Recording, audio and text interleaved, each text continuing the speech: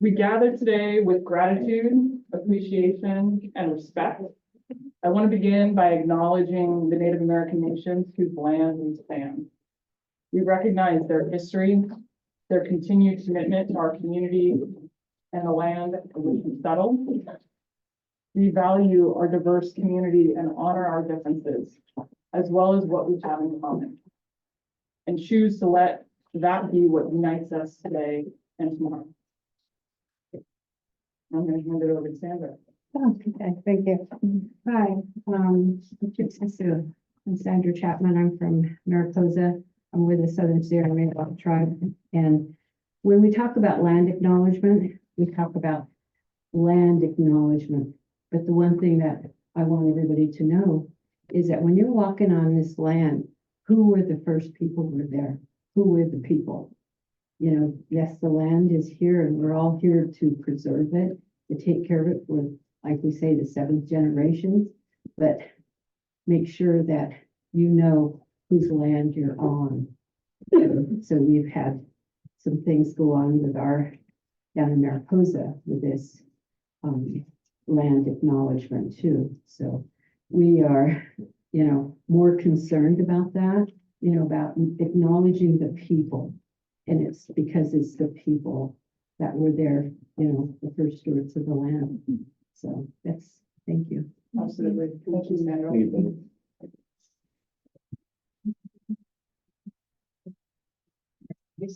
So for introductions, we'll start with our team, and then we're going to go to our HRTC members in the room, and then we're going to go to Zoom, and our Zoom team will introduce themselves, and then our Zoom HRTC members. And just for the purpose of time, we're just going to do that for now. So my name is Erica Hartley. I'm the director at Sierra Business Council. I'm the project manager for the SURF program. And my colleague, Eric Robbins, SURF coordinator. If you receive emails from SURF at Sierra Business, that's me. Kristen York, Sierra Business Council Vice President. I'm Sierra Business Council Project Manager for the Placer El Dorado County territory and helping out with the territory as well. hello, Kara. Sorry. Karen Bexel and Westside Project Educator. I'm Tallulah Lloyd. I work on this with SURF a little bit, and then also on the climate advantage. We also have here today Dana Stroud from GoBiz. And I'll let her introduce herself just super quick. Oh, I will. Good morning. I'm Dana Stroud. I am with the Governor's Office of Business and Economic Development, or what we refer to as GoBiz. And I get to cover the Central California region that includes this, what we call the Eastern Sierra region, but of course it's the Western Foothills and then over to the east side. And I'll just add, I'm very excited to be here today. I was here earlier this fall or summer. It feels like it was that long ago, but I just want to thank you for your time and commitment to this process. What we started out as the Community Economic Resilience Fund that has now evolved into the California Jobs First initiative is really a kind of a big moment in California, and appreciate your engagement and your participation as we go through what has become a very robust iterative process. We continue at the state, we continue to hear from our stakeholders and our partners out in the regions.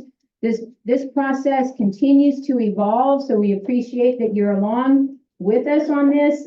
We believe it's going to be pretty significant for the regions around the state as they've been defined, and it's your engagement and participation with the process that is really going to make the things shine. So appreciate your time to be here, your involvement in the process, the thoughtfulness that you put into the work ahead. And we are here to help answer any questions that we can. But I just want to thank you for your time and encourage your continued patience with what we go through to get to some end results, realizing that while California Jobs First had some initial investment, we're also looking ahead to some of the federal investments that are to come. So the work that you're doing now is going to tee up to access some of that funding as well. So we want to keep eyes looking out that way and imagine the process that we're going to go through as you guys get to your strategy and your governance structure and all of that is a part of the California Jobs First. So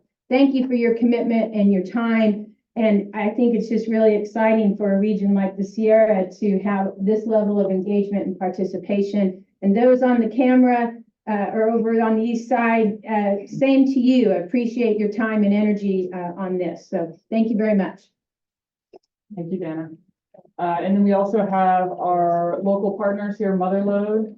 Dave, do you want to introduce yourself, and then Amy? Sure. I'm Dave Taney, and I'll stand up since you stood up. And I'm the executive director at Mother Lode Job Training, and we cover a 4-county area, Amador, Calaveras, Tuolumne, and Mariposa County, and we have a job center like this in each of those 4 counties.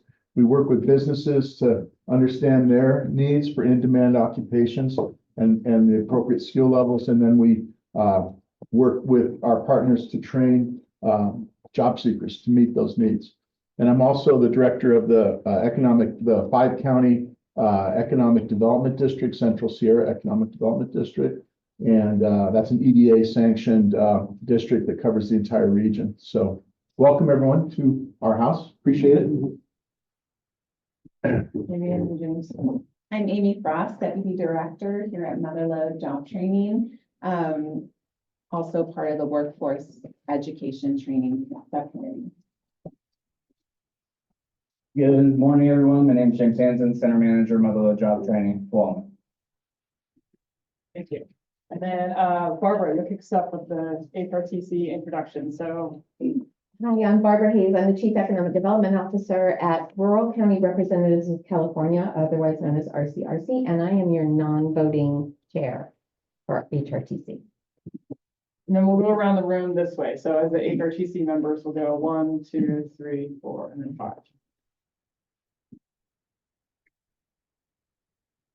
You want me to start? Okay. Bill Frank, Tuolumne County Capital Projects Director and member of the council. Dave Taney, still Dave Taney. Gabe Edwards, former chair of the Chamber of Commerce in Mariposa County and HRTC member.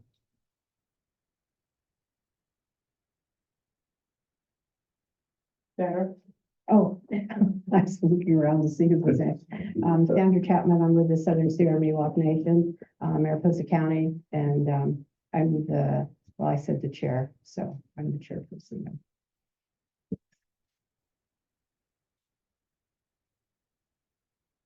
Jimmy John Thompson, current councilman for Mr. Shoshone Chai, prior chairman, also secretary of the board for the Intertribal Council of California.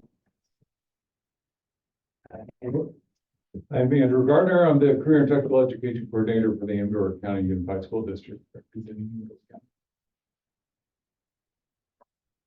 Not all right, anyone? Okay. Going to Zoom, team, would you introduce yourselves first? Good morning. This is Irvin Jim. I'm an HRTC member and sit on the Alpine County Board of Supervisors, and I represent the Washoe Tribe of Nevada and California.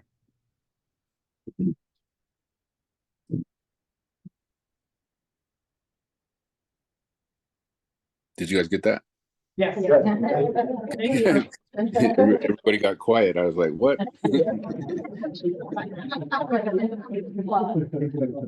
Good morning, everyone. I'm Kathy Galino. I'm the Community and Economic Development Director for Calaveras County, and I am the HRTC rep.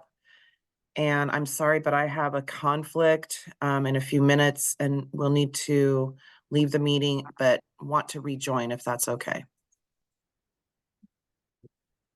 Good morning, everyone. Jen Roser, Inyo County Board of Supervisor. I'm on the local government subcommittee.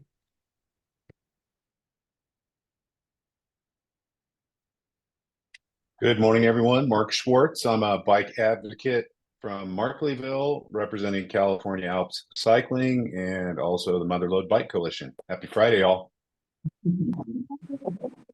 Good morning. I'm Sandra Moberly. I'm the Mono County Administrative Officer, and I'm on the High Road Transition Council.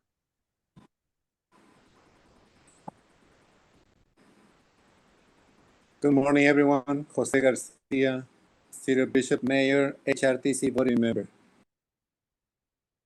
Good morning, Frank Lashinsky. I'm with Volcano Communications Group, and I am on the business subcommittee. Good morning. I'm Tawny Thompson, the Executive Director at the Bishop Chamber of Commerce and Visitors Bureau. I'm on the Business Subcommittee and happy to see everybody here today. Good morning. I am Sarah Phillips, the Center Manager at Mother Lode Job Training in Mariposa County. I am a board member of the Mariposa Chamber of Commerce and on the Employment Training Subcommittee for HTRC. Hi, I'm Karen Dickerson, and I'm representing Amador College Connect, and I'm on the Workforce Education and Training Subcommittee.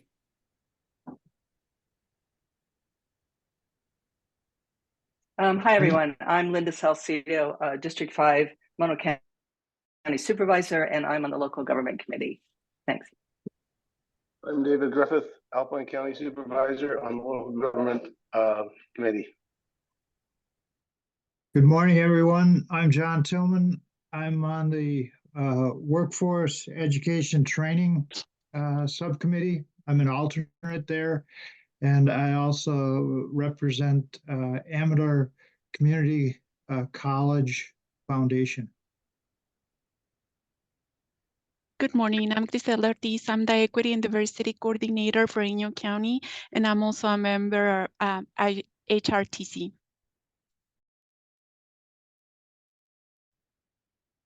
Good morning, everyone. Bruce Wheatley here. I'm visiting from Southern California. I'm a public health advocate and would just like to sit in and learn from what you all are doing and share what I can to help us protect the young people. Thank you. For Kreitz, I am serving on the Equity, Climate, and Labor Committee, and I also serve on the Mono County Board of Supervisors.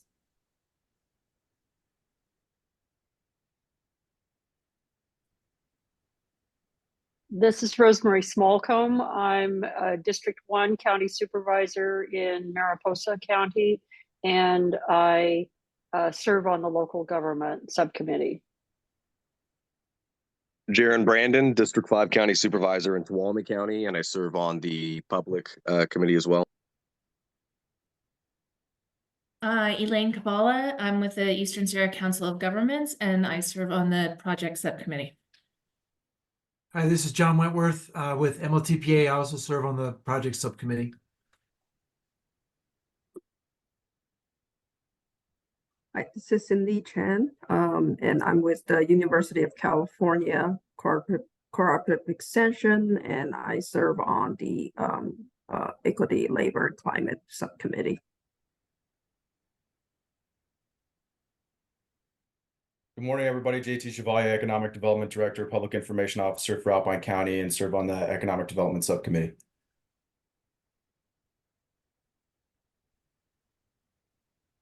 Hi, I'm Steve Christensen, and I am on the Amador County Behavioral Health Advisory Board.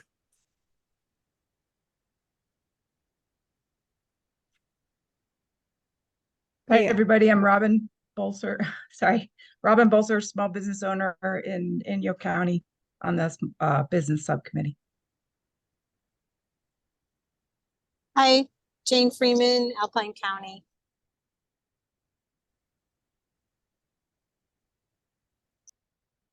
Hi, everybody. Jill Sanford, Communications Director at Sierra Business Council. I think that we are coming up on our mostly everyone on Zoom.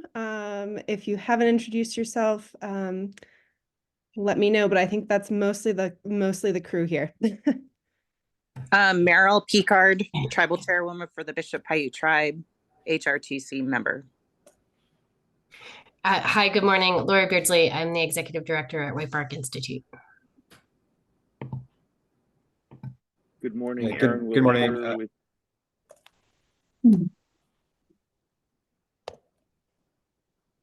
Matthew, go. Good morning. Matt Perillo, Government Relations Manager, Southern California, Edison, serving Mono, Inyo, and Tuolumne counties. Good morning, Aaron Wilshire, UC Cooperative Extension, Community and Economic Development Advisor. Dean Tonina, Monole Kutsatkar Tribe.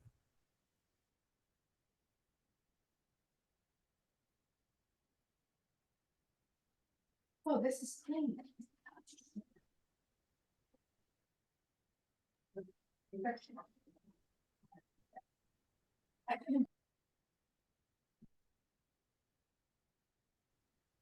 I think we're reaching critical mass on Zoom here. Kaylee, did you want to introduce yourself quickly?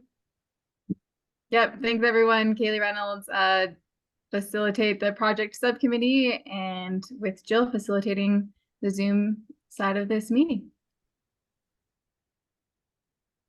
Great, thanks everyone. We'll pass it back to you, Erica. Thanks, Jill. And Elaine Kabala from SCOG is our one of our other primary partners on the east side. He's been helping a lot facilitate focus groups and outreach and some of those things that are helping inform our first deliverable as well. So that we had a bit of confusion there about HRTC versus subcommittees. That gives me the perfect chance to talk about there is technically an application to be appointed to either the HRTC or a subcommittee. If you remember filling out a Google form that's purple at the top that says HRTC application, great. If you haven't yet, don't worry, it's not closed. We still want participation. We still want people coming in. So we'll be sending that out again after to everyone. And we're going to try and collect everyone's emails to make sure everyone gets it. And again, that's the HRTC is not closed right now, nor are the subcommittees. So don't worry about that. Good, thanks, Eric. So for today's agenda, we have some program updates, and then we're going to go into a summary of just kind of covering all the feedback that we've received in the past 6 months from all of you, HRTC, the subcommittees, our focus groups, our tribal roundtable, and any other qualitative data that we've picked up in between. And then we're going to break out into, we have 2 activities where we're going to have a 30-minute table discussion, and then we're going to report out for 20 minutes. And so we're hoping to get some specific feedback from you today. So that's just a few of the things that we're going to talk about. Next slide, please. So, first thing, SURF is no longer SURF. There is a rebrand that is happening, a soft launch. So we are now referring to SURF as California Jobs First. So if you see that on paperwork, email, newsletters, that is why we keep referring to it as California or Cal Jobs First. We have put the SURF at the end to help mitigate any confusion, but we're going to have a full launch this January-ish, February, when we get the branding guides from the state. So just one quick update on that. We're going to try the best we can to continually call it. Dan, do we have a pot going in the back? Well, there's a pot going around the state of California every time we use SURF. So you guys can contribute to it. Every time you use SURF, we collect a little bit of, ching-ching on that. So, it's the party fun. Yeah, that's the party fun. Okay, excellent. Is there a new acronym or? No acronym. You have to say the whole thing. No acronym. That's the hard part. CJ1. No That's acronym. gonna cost you. Double. The acronym costs you double. Next one, please. Okay, so this is a roughly updated timeline of where we are right now. So we just submitted our Catalyst application in November. We are getting ready to submit our first big deliverable December 31st, but that's a Sunday, so we're going on Friday. And that is what we have been working on for the past 6 months. It is a very robust, how many pages? 400, 500? Regional summary of economic development data, public health data, environmental climate data, industry clusters, economic SWOT analysis, and lots of other fun stuff. And we will be forwarding that out as soon as we submit it. So we are currently in the copy edit phase. We have someone that is helping us do all those last minute edits, cleaning up the document. So that will be ready as soon as that is submitted, and we will send that out. that first deliverable, as much time as it has taken us, is really critical because it's going to be helping build on that next deliverable, which we're going to talk about in a little bit. But that has been our primary focus. Our whole team has been heads down for the last 2 months, pulling these things together, working with our North State and Redwood Coast partners on the data collection piece and our local partners on that ground truthing piece. So in January, in the new year, we're going to be starting the next phase of this project, which is strategies. So we're starting, now we're getting to the fun part that everybody wants to talk about.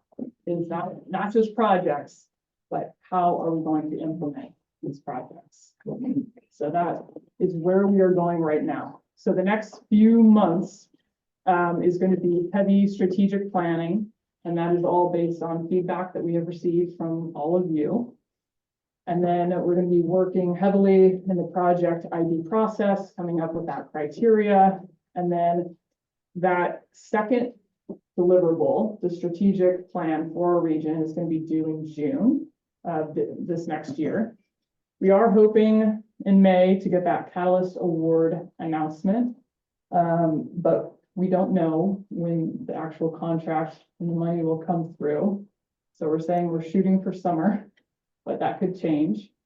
Also, super minor footnote that our government affairs team wanted to make sure that everyone is aware of that if potentially the budget deficit could impact timelines, funding, contracts. So just, we know everyone's super excited, but we ask for your patience moving into this next year, in this next phase. And then we're hoping to get the implementation SFP this summer as well. So we have not received that yet. That will give us the specific guidelines on what that implementation plot will look like. Next slide.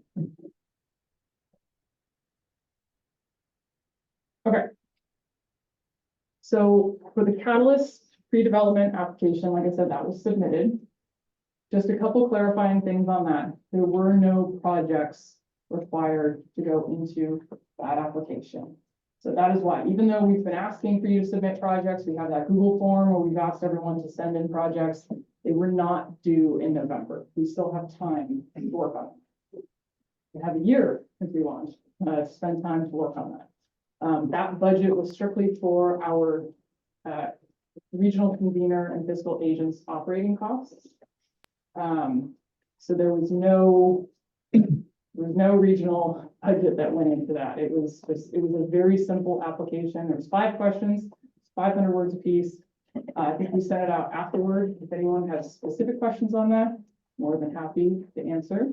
But the idea is that it was a very simple application that the fiscal agent submitted that tried to keep it as high level as possible, so we have flexibility to develop these things in the next few months.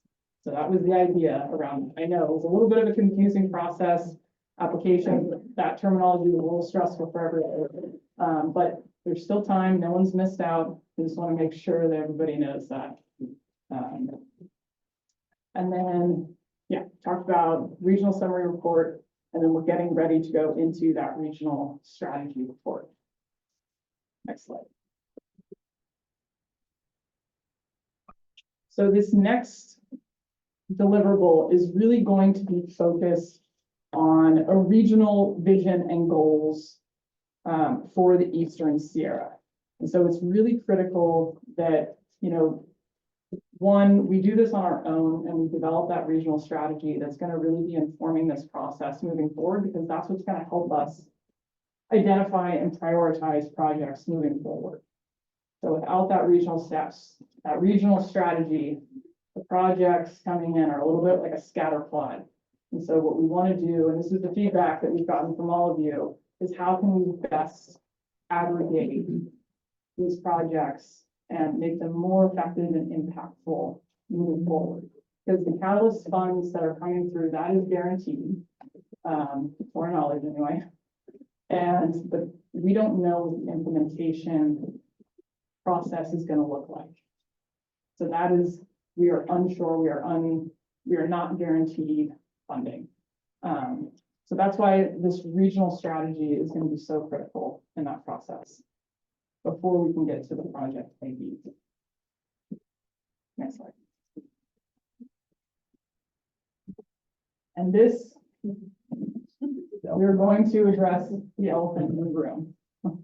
We know everyone wants to talk about projects and when are they going to get the money for the projects? The answer is we're not actually 100% sure.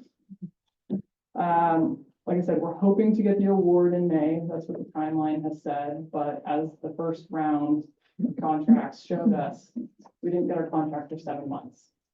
So we just ask for everyone's patience in this process moving forward. And we are going to talk about projects today. You actually all have in your packet materials. We printed off all projects that were submitted. I got the Palmy County list. Also included the proposals that were sent separately. And so everyone's project should be in there if you sent it to me before 8. So if you didn't send it to me, it's not in there. Look, it wasn't in the Google form. But everyone should be in there, and it's organized by the sectors that we have designed so far. And we're going to talk about some of the themes a little bit later. I just want to get that out of the way. We are going to be talking about it. Who put the elephant in the national park? That was really well done. No elephants were there? I worked there. I don't know. I never saw that. That was a combination of our comms director and AI. Thank you. Next slide. This is our current project submission summary. So we have a few projects that were submitted in healthcare, energy resilience, and sustainable ag, a few more in energy resilience. But the primary projects that were submitted were the forest economy and sustainable rec and tourism. This is everyone's favorite. We all want to talk about trails. My favorite thing. But we had 63 projects total that were submitted as of the 8th. Just to give you an idea. Next slide, please.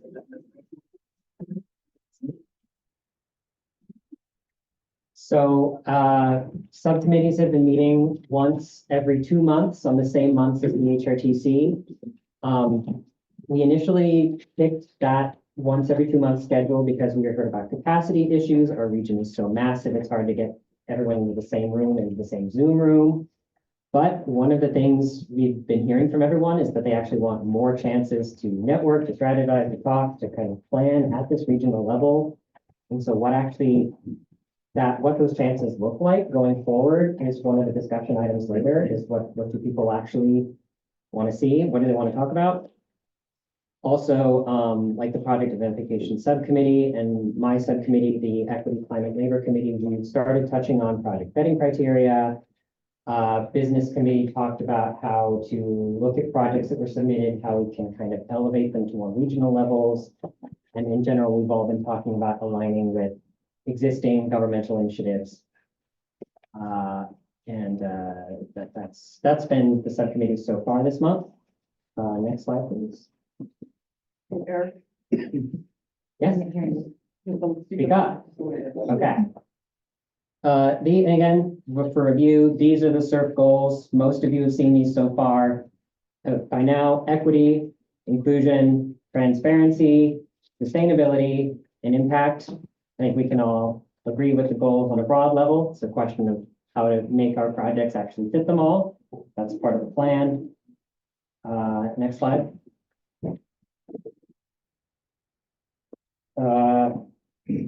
This is just a reminder, our region, 4 counties on the west slope, 3 on the east, and there's 12 other regions through the state who were kind of we're working on the research deliverable with a couple of them. We occasionally have statewide meetings with regional conveners just to chat. And for context, the implementation funds that will come later are competitive between us and all 12 other regions. So there is no particular guarantee for implementation funds. Next slide. HRTC goals and objectives. The HRTC is, of course, to govern the Eastern Sierra Surf region. We will be putting out the first deliverable for public review in the first quarter of next year to get everyone's feedback on, not just the HRTC. And then ideally, they will be collaboratively working on refining and prioritizing the clusters. We've actually kind of decided on that a little mostly already. And of course, also the second deliverable, which Erica addressed a couple slides ago. Next slide, please. Subcommittees, again, just for review, basically, we have 5 for those who are new. We have local government, business, workforce education and training, equity, climate and labor, and I'm blanking on one. Project ID. Project ID, thank you. And again, those committees are open. If anyone here who is new needs a description of those, please see me after. They're welcome to join any of the subcommittees they like. Next slide. And that takes us to questions so far. We've kind of just been blazing through because we know a lot of you have seen this all already. Stan? How many regions are there in California? 13. 13, thank you. Tom? Yeah, at the very beginning, there was a strategic planning and development process, beginning of the timeline. And I was wondering, how did we contribute to that on a county basis or regional basis or committee basis? What was that mechanism for contributing to the strategic plan? Are you referring to our kickoff meeting in June? There was a deliverable that had strategic planning in it. I just didn't see any mechanism by which we were having conversations about strategic needs. So we haven't submitted a deliverable yet. We submit technically our first deliverable, deliverable 1. This next one, deliverable 2.1. It was a plan for a plan. So less of a strategic plan and more of a first telling the state of what we're going to be working on. That's the only input mechanism that I was aware of that formed for the projects, but I didn't see any other mechanism for providing strategic insight. So we're actually starting that process today. Wonderful. Again. You're so on top. You're invited. Yeah. Did I miss anything, Erica? Any other questions? Any other questions about where we are? Do we have questions on Zoom? We can't see raised hands from in here.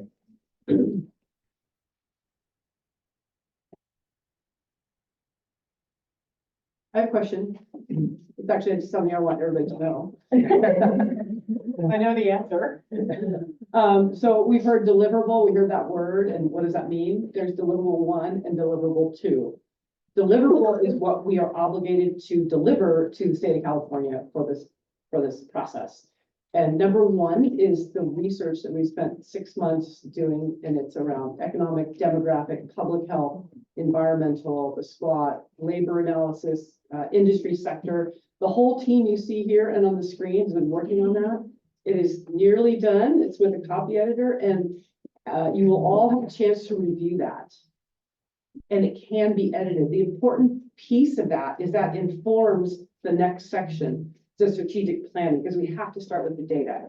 And Erica can go over that more as we move forward from the day. But in case anybody was wondering what we've been doing, we've been getting to the finish line of the first level. The second builds off of that. So that's my question. Any other questions? Okay, and if you think of something later, it's okay. And nothing online? No. Any questions? Zoom, can you hear us? We can hear you. I'm seeing no questions so far. Zoom folks, feel free to chime in here if you have a question.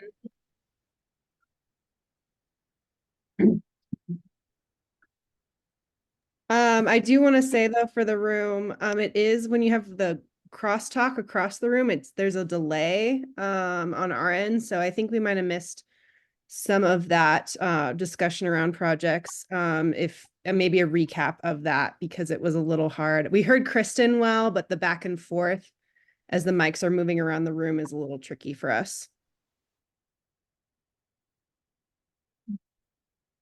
Sorry, which part should we review again quickly? Before Kristen started speaking about the deliverable.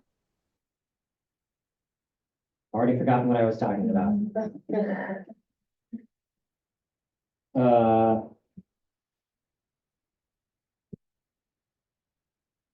Is it Tom's question? Was it? Yeah, I think the person who asked a question, it was hard to hear the question, and then the kind of Q&A that followed was a little challenging. So Stan asked about how many regions. The answer is 13. And then Tom asked about the strategic planning process, how we had contributed to it. And the answer is we are starting that process now today. So. Any other questions? Easy crowd today. Okay. Then let's keep going. Next slide. Really quick, I just want to point out that we couldn't, so there was a little bit of background noise. Those microphones are super sensitive. So I just wanted to catch it while it was happening to point out that that makes it hard to hear on Zoom. Sorry to belabor the point.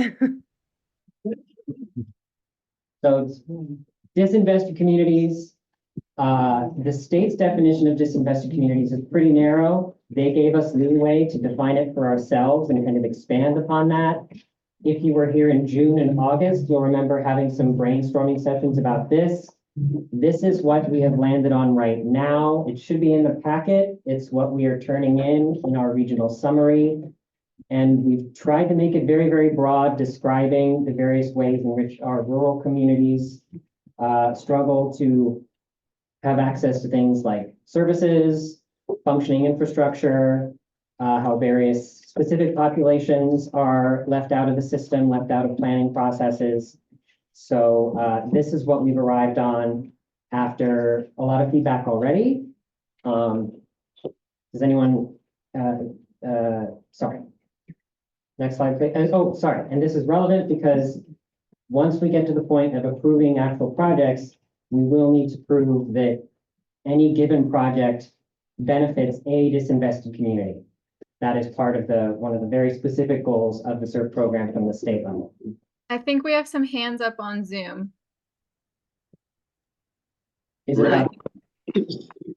Great, thank you. This is Supervisor Jaron in Tuolumne County. I just wanted to ask on this. I see that it mentions income disparity, but it seems to really focus on a lot more things that are more like around redlining issues or systemic kind of oppression, but it's not mentioning as much on some of the social issues we face, for example, with like opioid addiction and drug use, trauma, and then a lot of the economic factors related to the housing burden as well. So I'm just wondering, for disinvested, is it going to include anything like that, talking about the cost or access to some of the state funds, loss of industry, any of those things? Not necessarily quite at the level of detail I think you're describing. We do have kind of a bulleted list that goes below this narrative that lays out a lot more specifics, but we left it off the slide just for the purpose of brevity. I believe that is in the packet as well. And we are making an extra note of that currently. Thank you. John, is that a Santa hat or just a beanie? It's cold over here. The skiing is awesome, just so y'all know. For those of us who were at the meeting in Bishop, one of the kickoff meetings, Steve Frisch was here. I think Erica might, I'm not sure. I don't remember exactly who all was here. But a fundamental issue for the three counties here on the east side of the Sierra is land tenure, is federal land ownership. We are all 90% counties. And that's a key thing. I don't see that in here anywhere. And it would be probably not such a good idea to leave that out. You're right. That is in the bulleted list I described, but you're right. It is not in this narrative. So we will go back to that. Thank Yeah, you. for these three counties over here, I mean, everything that we deal with in terms of the definition of disinvestment, it all tiered from that. So I think it would be a really good idea to try to get up the top of the Yeah. list. And And I there's think a our friends on the few- west side, I think they've got similar kinds of challenges. Exactly. A lot of state and federal land over here too. Land Yeah. tenure also was elevated as one of the top concerns in the SWOT analysis, so it is included in the first deliverable, John. Okay, great, thanks. And just real quick for everyone, this is a continually working definition. So every time we get feedback, we incorporate that into this definition. And this is what is going to be helping inform that project criteria, that, project identification committee moving forward. So it's not a concrete done deal. We can keep tweaking it and refining it. Next slide. High road economy and high road job definitions, those should also be in the packet. But we had a similar conversation back in June, trying to figure out what exactly those terms mean for us. And kind of comes down to living wages, being able to succeed, or if you have a job that's perhaps transitional or part-time, trying to at least create ways so that people can gain skills from those and transition into a more sustainable job. You don't want to belabor the point. Those definitions are also working. They are for the HRTC to consider over time. So We haven't gotten too many suggestions on these two definitions. So if, as we go through the process and this last deliverable that we're getting ready to submit, we do have a lot of economic data that should help inform this, and we can tweak what the state has very highly roughly outlined. next slide, I think we're going on to sectors. So these are the current priority sector, also working definitions. Nothing is set in stone yet, but we've been continually incorporating all of your feedback throughout this process in the last 6 months. So this is ranked in the order of which you ranked it in the survey back in October. I just want to make a note of that. So the first that came up as most critical to this region is community healthcare. And the flushed out long definitions with examples are in the packet. We're just going to talk about some of the bullets. So some of the things that came up are regional access to care, specialty services, mental health, medical facilities, access and lack of facilities, and then workforce development. The second that came up was the sustainable recreation and tourism. So balanced tourism and visitation, higher wage jobs, climate change readiness, and then entrepreneurs, kind of Main Street, downtown revitalization, and then events and culture. And then number 3, natural working lands. So we have wildfire adaptation, wood utilization, watershed restoration, tribal stewardship, and adaptation and restoration. And then clean and reliable energy. So energy efficiency and decarbonization, energy resilience and reliability, EV readiness, GHG mitigation, and hydrogen. Some of the things that came up. And then lastly, we have sustainable ag and ranching. So sustainable food systems and security, climate ready crops, value added products, agritourism, meat processing, and manufacturing. So these are just some of the bullets. There's, I think, 2-page definitions in the packet for further information on that. But this is what we are currently working with so far. Eric, I want to add one thing. There are 2 themes that track across all 5 sectors. Number 1 is entrepreneurship and small business development, and number 2 is workforce education and training. So you don't see those specifically up here because they really are relevant for all 5. And it's really, I know they're set in buckets right now, but it really is challenging to have, they're not separate entities. They're not mutually exclusive. So a lot of these things, there's they blur over. It's like a massive multiple Venn diagrams. Some of these projects, they call out natural working lands, energy, and community health. They hit all three. Yep. So. Where would be housing availability in this? And housing is something that we're seeing across everything, right? And housing, just as a reminder, is a little bit of a complicated issue with California Jobs First. We're not actually meant to fund housing projects because there's already other state funding sources that exist that are addressing that with housing and broadband. Those are the two that aren't included, but we know and we've heard, we know it all over California, but especially in this region with the land tenure issues that housing continues to be a major barrier for economic development in our region. Is the infrastructure component of that contained in this, or is that also excluded? Excluded. Okay. Yeah, We're done really. here. So Thank you. it's been something that we've been talking internally about how we want to start approaching this. We've had conversations about maybe approaching it from a social infrastructure standpoint. So in Truckee, we have something called the Mountain Housing Council. Sorry if I keep raising my voice. We only have one microphone. And that is something that we could start to explore for the east slope and the west slope of the Eastern Sierra. It's definitely a conversation we want to have. It's just a little tricky because we have some guardrails that have already been set. But yeah, we hear you. Oh, I was just wondering, is childcare something just across the board that there's a need for, or is that part of any of the priorities? Yeah, access to more childcare training or childcare facilities, or I don't know if we've called it out specifically, but it has come up. Okay. So we should definitely make a note of that. Yes, thank you.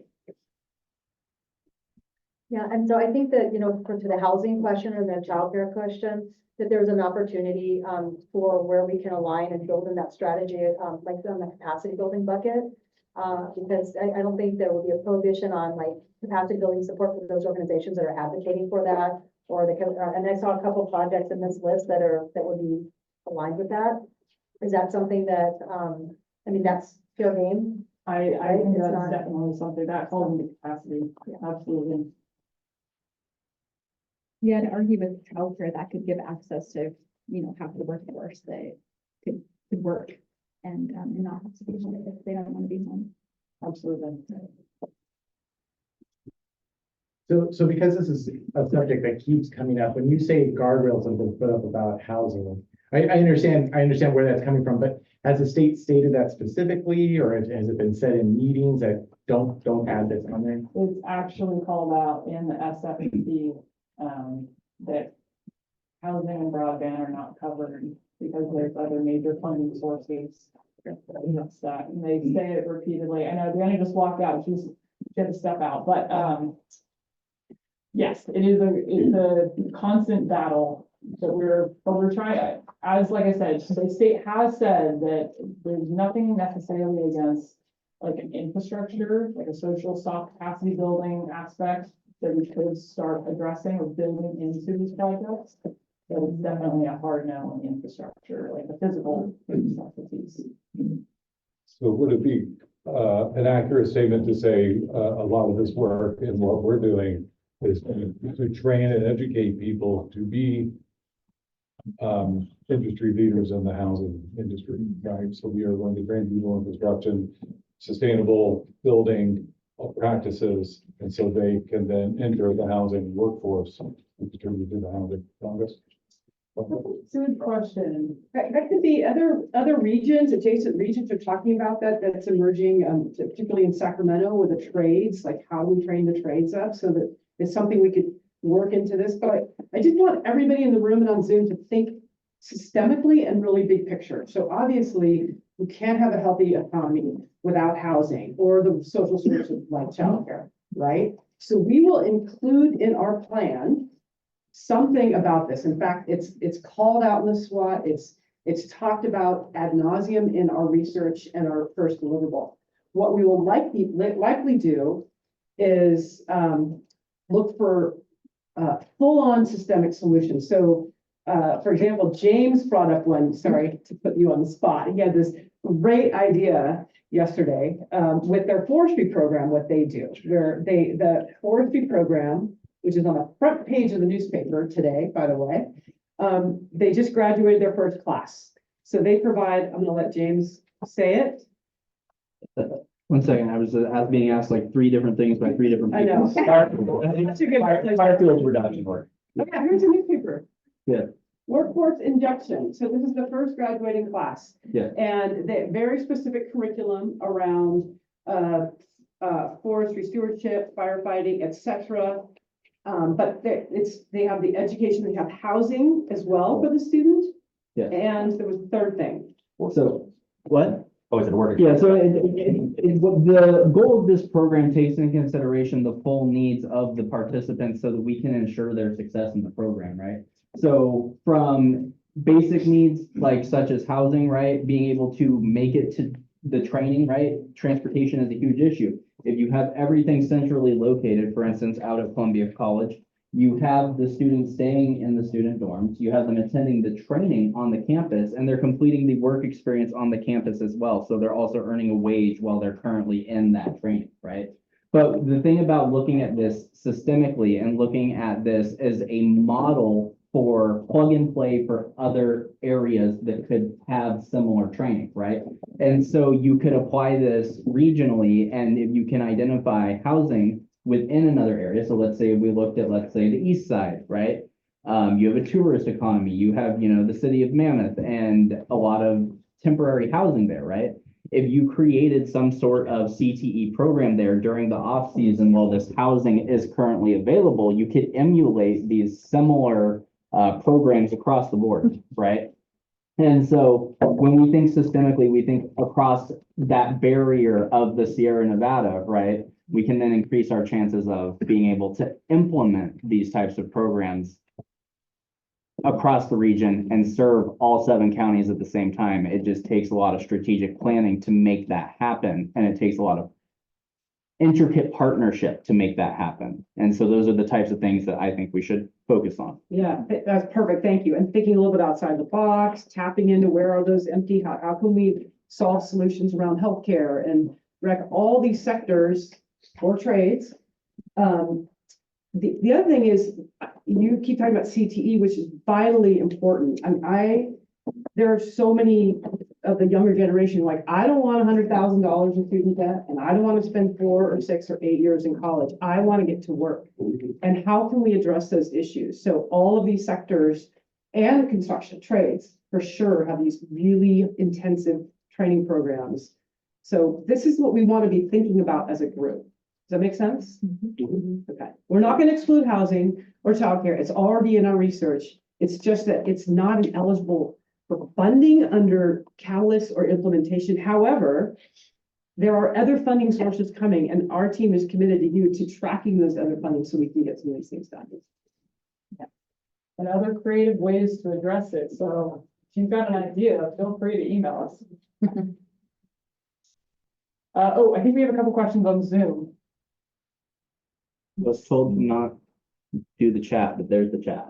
No, I think it's just questions. I think there was a couple hands raised. I can't see the hands though. So Jill or Kaylee, could you help call on people? Yep, go ahead, John. Okay, shout out to all of us in the SBC team in terms of systemic, looking at these things systemically. In the sustainable recreation and tourism thing, climate, sustainable recreation are in there. As we all know, we're working on the 5th, everybody's working on the 5th climate assessment. The way that geography has been drawn, it's going to include west side, east side, maybe not so much of Inyo County, but that's a great example of a systemic, sort of combining things into a systemic overlook and analysis of these things. Very much looking forward to seeing how we bring that forward systemically and reaching out to all our friends and colleagues on the west side. Recreation, one of those things that kind of, recreation and climate kind of hits everything, as does everything else, but thank you. And I put a link into the chat of some work we did over in the Eastern Sierra that could probably pretty easily scale up of the integration, the systemic integration of the sustainable outdoor recreation economy and the climate economy as well. So thank you.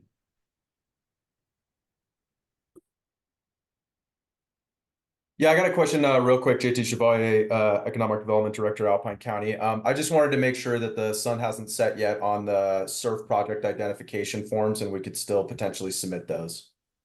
Nope, JT, you still have time, plenty of Great. time. Perfect. Thank you very much.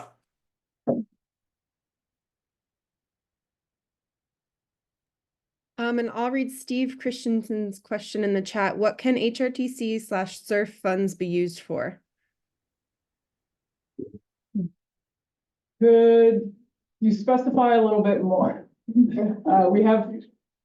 There's 3 funding phases, and within those 3 funding phases, there are different funding bucket allocations. Are you referring to the catalyst or our current planning phase?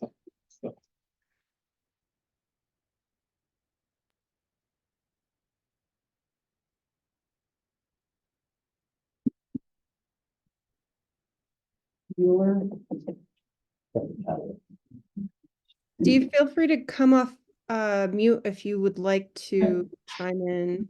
He says not sure any funding, and I think I could take a stab at this point, Steve. We're not sure what implementation dollars will look like because those guidelines have not come out yet. Might have draft guidelines in the spring that would be more detailed about what types of projects those can go to, but we can probably look at the pilot guidelines that were from last spring to get an idea of what those might look like.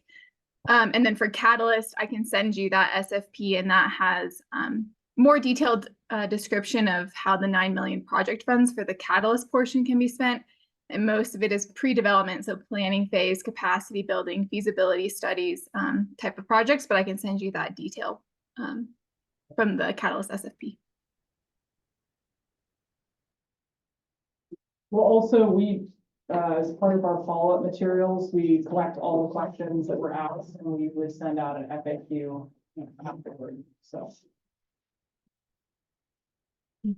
Any other Zoom questions?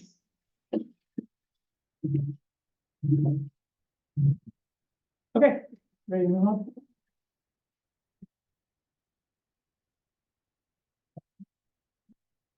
Next slide. Next slide, please.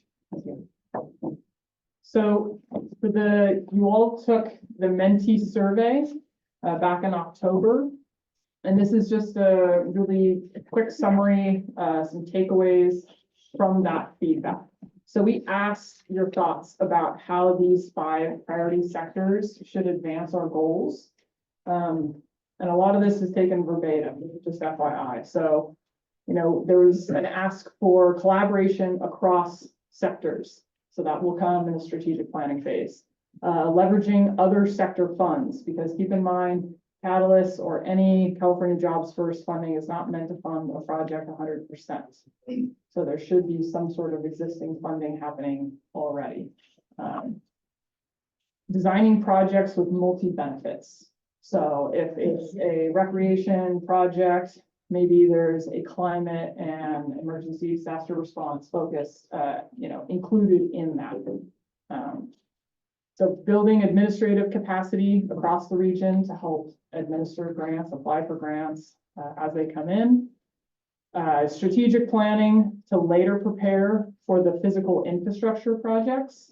So once again, this is just continually coming back to that importance of the strategic planning phase. How can we best prepare our region for, because we constantly hear the need of infrastructure, physical infrastructure, not just, this is really focused on capacity building and that social infrastructure. But how can we best prepare for that brick and mortar piece coming down the road? Incorporating, as I said earlier, that multi-benefit project piece, and then breaking down the silos. And so far, we've had great collaboration across the region. Everybody's been showing up and asking for more, which is why we opened the doors a little earlier this morning, and we're giving the option to stay and network and have lunch after. And then in the new year, that was kind of our quick fix for today.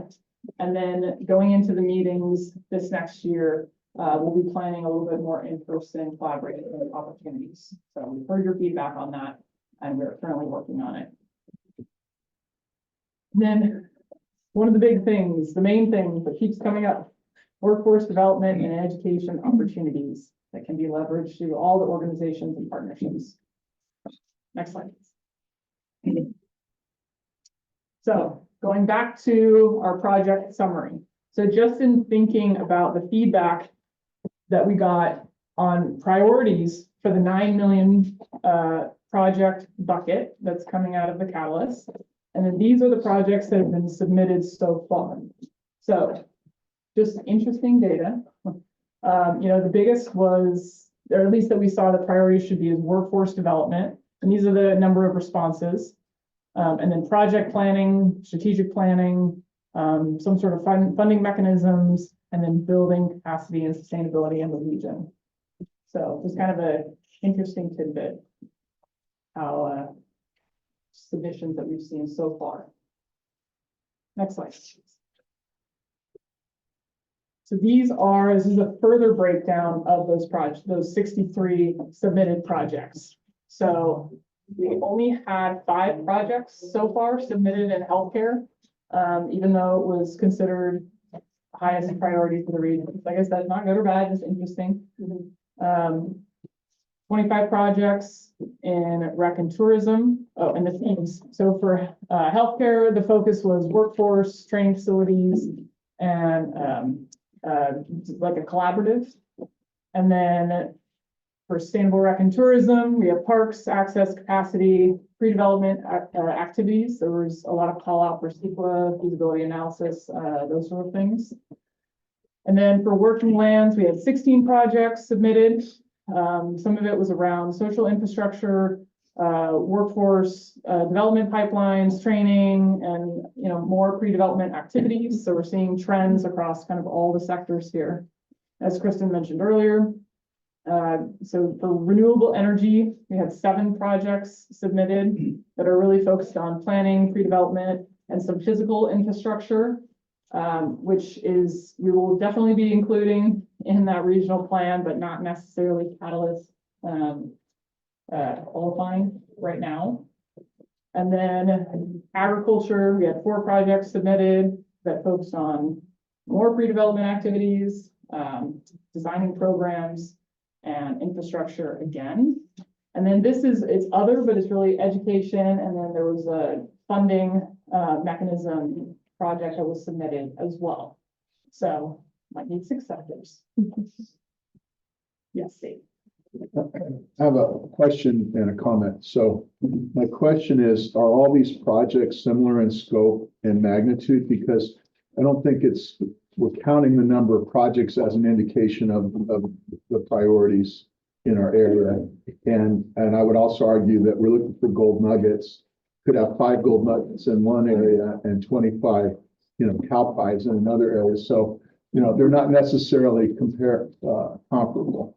Yeah, absolutely, Dave. And that's a great point. So we, as per requested, we threw this summary together and provided you with a list of all the projects that have been submitted so far. And that was a request that we incorporated into the agenda today. And so we have not had a chance to do that. And I'm not saying the Yeah. tourism projects are cow pies. That's not what I'm saying. I'm just saying, have you done any leveling, normalizing of these across each other? So that's going to come when we go into the strategic planning phase. And so that's the next step. Okay. But also, the project submission form, it doesn't include budget.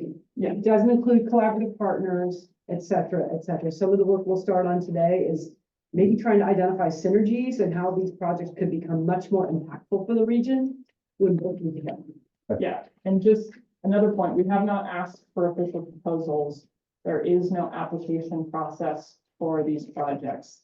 So when the time comes, the SBC on behalf of the HRTC will request more official proposals, and we'll do that heavier vetting process at that point. This is just it's a very informal Google form, letter of interest. I think we were using the word yesterday of just kind of collecting the ideas in one place to start to get an idea of what people would like to see rollout. And it actually helps out for the planning phase. It helps us kind of design that sector coordinator position and, you know, who we should be talking to. So it's all good information. We want you to continue to submit projects to the Google form. We just haven't done that super critical analysis yet. So that piece is coming. Any other? Can you remind us again what the total budget allocation is to our SURF region? So We have that number from the state. right now, the Catalyst is allocating 14 million. Up to, thank you, up to 14 million for each of the 13 regions. And that's just for the Catalyst carve out, the pre-development. And Erica, to be sure too, that there are some buckets within that up to 14 million as well. So it's not just a flat 14 million, here you go, but there are these buckets that have been established in there as well. Do you know what they are? Can you expand on that? Certainly. Oh, yeah. Go ahead. I mean, it's So for their the, funding. so the regional convener operating costs, that's our team, it's like a HRTC continuation and our partner contracts, that's 1.5. And then we have an admin bucket, there's also 1.5, and that's strictly for the fiscal agent operating costs. And then we have our sector coordinator buckets, which is 1.5. Sorry, HRTC is 2. Yeah, HRTC is 2. And I really thought I said it. And then the sector coordinator positions is up to 5 positions or organizations, there's 1.5. And then the project bucket is 9. So only that 9 million is where the projects come from. We can't pull from other buckets. That's where we have guardrails that we're working with. Yes. I think you said earlier, we're iterating around sort of some changes that are happening. And so I'm wondering if those of us that have submitted projects that now know that they're not actually projects that are on the inside of the guardrail, if we should like extract those. And No, we now with the new with the advancing the criteria, making it more specific, that we should now start adding in more projects. And then that will change the metrics here, right, over time. Yes, but we're gonna say submit all projects because it helps inform that overall regional strategy and for planning purposes. So even if there is an infrastructure project that doesn't qualify for Catalyst pre-development guidelines, it's good to see that that's what we want to work towards when we're kind of creating it. I'm gonna say submit everything. And then the SBC is we're gonna talk about it in the project ID tracking process. I have a nice graphic somewhere. Is it the next slide? That we were going to come up with a tracking mechanism to track all projects, and all of them will be included in that regional plan. Just, everybody should think about this as a long-term process. This is not like, okay, we have a goal in 6 months to deliver our strategy. Strategies should be living documents, right? You've got action plans, you've got goals, you've got steps to get there. And then there's sort of a 2-year window to spend the money. But as Dan mentioned earlier, there's infrastructure bill funding, there are other agencies at the state of California that funding sources are still going to sort of bubble up. And we want to keep everything in this plan so it's a living, breathing plan and figure out how to make it sustainable. We're working with Dave Taney and his Central Sierra Economic Development District on this side. Certainly that district, if we want to try to use funds to add capacity for him so he can take elements of this plan to implement. On the east side, for the first time ever, they have a SEDS. So how do we, we don't want these things to just sit on shelves. We want to actually implement the plans and get things done. And that requires not just catalyst funds or implementation, but a look at all the funding out there, whether it be through grants or revolving loan funds, etc. So we try to get your head around a long-term solution. We have CAL FIRE in the room, which is great because CAL FIRE has had, we'll see what happens with budgets, but significant funding to help with forestry workforce and community protection, etc. That falls into our working lands section, but also, as John mentioned, it falls over to sustainable recreation because We have so many lands that are recreation. So be thinking long-term and again, connecting dots. And for our subcommittee people in the room and on Zoom, one of the objectives of the subcommittees is to help identify other funding sources to help advance those projects that don't qualify under these current, or it might help assist. So there is an aspect of that as well, and that's going to be a huge ask of the subcommittees in this next year. I know we've got a lot of questions. We're running just a hair short on time, and I want to make sure we get to the exercises. We're going to break out into discussion. Can we just take like 2 questions from Zoom, and then everyone just keep a note. Remember, you've got pen and paper, write them down. We want to hear all of your questions. Just want to chug along a little bit. So really quick, 2 questions from Zoom.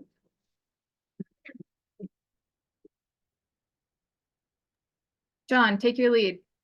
Thank you. Capacity building, a huge point of doing this whole thing, just the way Kristen just said, long-term capacity building. Where will projects for getting capacity to a sub-regional JPA, where will they land in the projects in your buckets? Where will capacity to build regional collaboratives, where will they land in those buckets? We got to build our capacity. Thank you. Yes, absolutely, John. Okay, one more. I think Griselda, I see that your question isn't answered. If you'd like to ask it, or I can read it. Or you just read it, Jill. Okay. Griselda asks, is a retail store considered an entrepreneur venture? For instance, Inyo and Mono counties are currently lacking in day-to-day necessity stores, even for basic items like socks. Yes, put it in the project ID form. Put it all in. Okay. Next slide. So I'm just gonna blaze through this. We're almost done talking at you, I promise. Focus groups, our colleagues Kara and Magnolia on the east side hold a lot of focus groups with specific communities and specific rural towns. A lot of the things that Jaron and John mentioned earlier were mentioned here again: land tenure constraints, housing, childcare, discrimination, lack of transportation. So we have a lot of this. It is in both your packet and is in the regional summary, which is being delivered on December 31st, or a couple of days ahead of time. So I'll just move on from this, but it's in your packet and we've shared it. So if you could, next slide, please. So we've had 2 dedicated tribal roundtable sessions so far, and we've gotten great feedback. There's a lot of amazing collaboration that is starting to happen in that process. And we're looking forward to this next year, and maybe looking to, there's some conversations about leveraging other existing platforms to build on that feedback process and that collaboration process moving forward. But this is just a summary of some of the things that we've been talking about. Ultimately, this is all in the packet if you want to read a little bit more in detail. But one of the big things that we're going to be incorporating and having conversations around moving forward is how can we include these groups early in the process, in the project identification phase and the development of those projects. So we want to do it early and often. That is kind of the big takeaway from these meetings. Next slide. Another quick thing, we held SWOT exercises with the HRTC and subcommittees in August, all of the focus groups as well. And we also drew from the various SEDS documents that other organizations had already done. That is again in the packet and will be in the regional summary. So we'll just skip, I think, over any further details about this. The main point on this is we know we've exhausted it. You're probably tired of hearing about SWOT. We've done it twice in the HRTC meetings. We've done it a couple times in the subcommittee meetings. We've done this in our focus groups out in the community. So this is a very robust feedback that is going to be helping inform our process moving forward. So we just want to make sure that, you know, that we've heard all of your feedback and it's all here. That takes us to, I believe, well, Brandon. Where is he? Brandon, are you available Did to? Lena tell you she's presenting? Yeah, I mean. The K-16 grant? Yes. Oh, wow, okay. So, and I am gonna use the word surf, but it's retrospectively, so I don't think I should get fined. So, kind of parallel to this activity, there's another surf grant. So the state set aside $250 million to improve K through 16 pathways in 4 industries. And those industries were computer science, education, healthcare, and business. And just similar to this, there were 13 regions, same regions, $250 million. So administrative costs, it worked out to about $18.13 million per district that was, per region, I'm sorry, that was available. So the Eastern Sierra region was available to apply for that funding. The partnerships for this $18 million had to include a K through 12 school district, a community college district, a CSU, and a UC, and then of course, industry and community partners as well. So the idea was that you're creating a consortium, an educational consortium to work on getting more students into these pathways. Now, these 4 initial pathways are just the beginning. The idea is that you're creating this consortium that's gonna work together beyond the timeline of the actual funding. So we submitted a grant application for this, our consortium, similar to what we have here. We submitted an application and we got accepted. And so we received our letter of funding in November for the $18 million. Columbia College is the fiscal agent for that funding.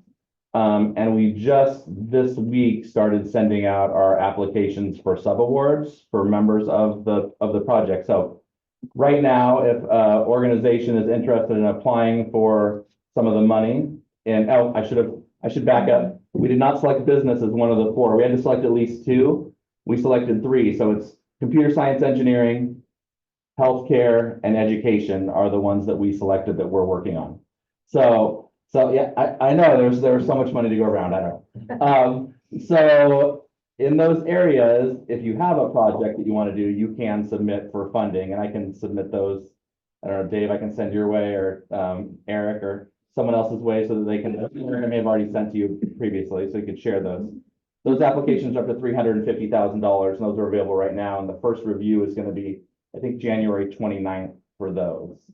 And so if you have a project that is, you know, focused on increasing the number of students who would be in the computer science pathway, both accessing computer science and completing a computer science degree or a certificate, that would be eligible for this. Similarly, healthcare.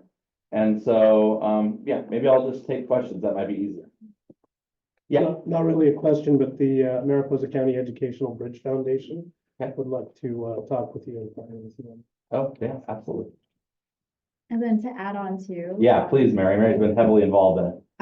So a really exciting part of it is work-based learning is incorporated into all elements. So the goal is to expose high school students, have them do company tours, internships, learn more about options as early as possible. And then work-based learning would be involved with the community college and CSU UC. So basically just making that connection a little bit more. And it's been really exciting too, because with the healthcare group, Brandon brought together a group of healthcare, educational partners, deans who schedule the classes with the employers together to talk about the needs. And I think that's the point of the collaborative, having people to talk who should be talking.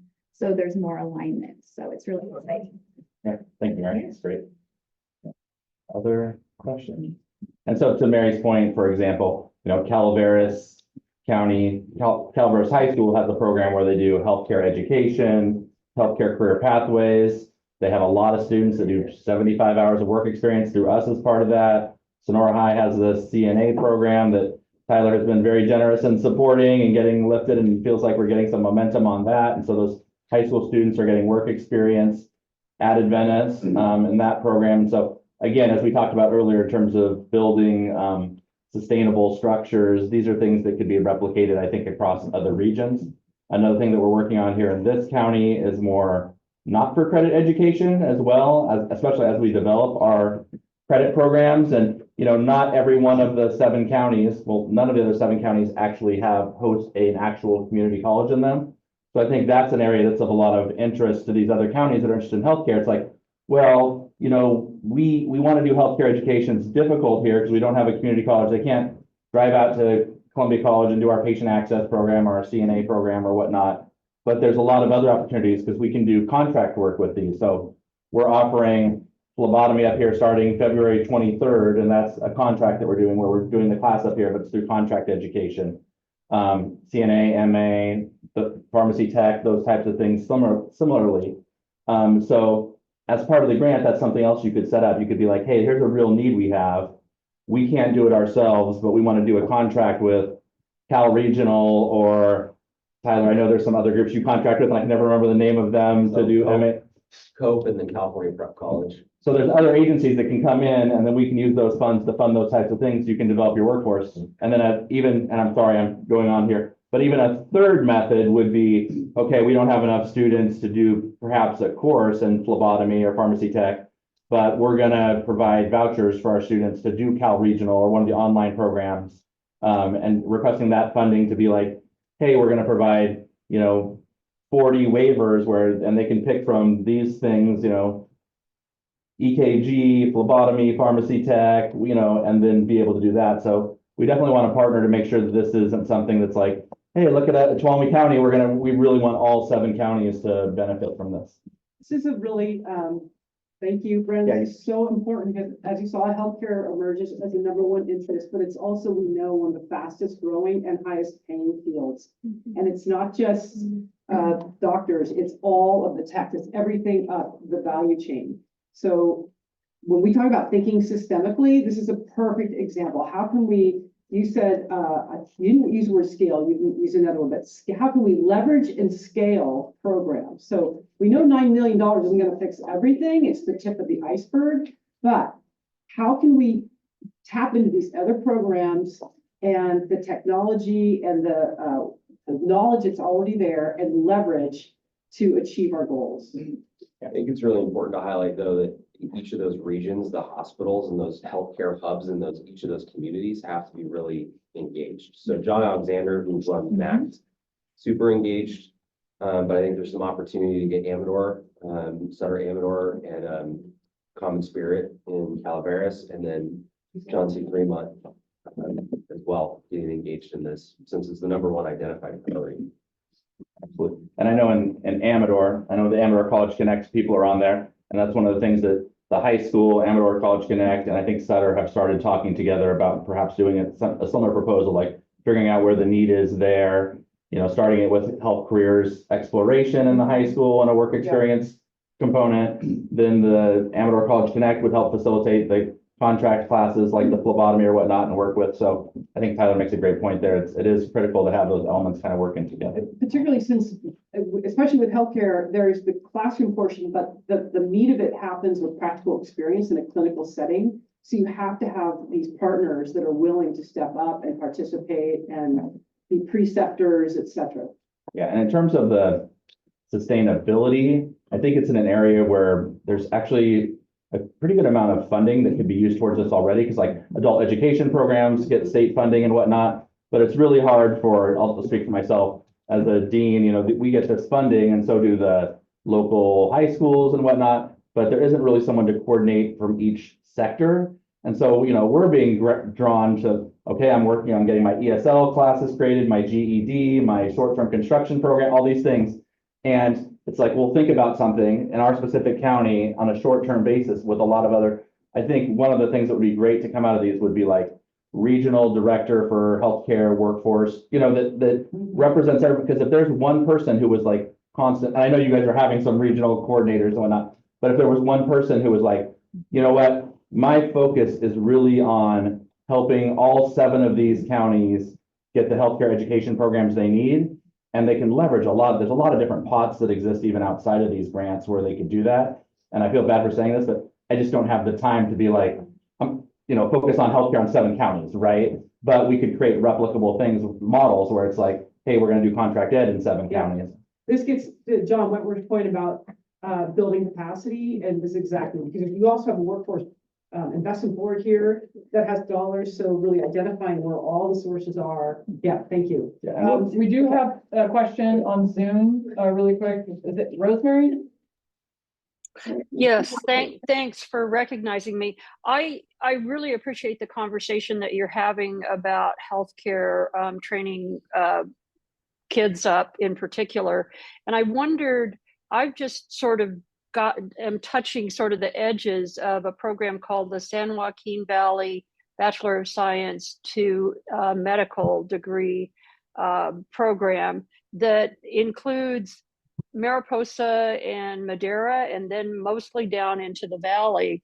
And my question is, I'm trying to figure out how to upscale our career technical education program to take advantage of, or to ensure that our kids are aware of those opportunities.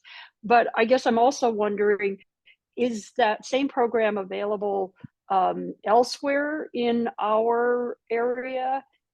And if not, is there a way that we can build on it? Does anybody in the room know more than I do? And if not, what questions should we be asking so that our region is able to take advantage of this type of program?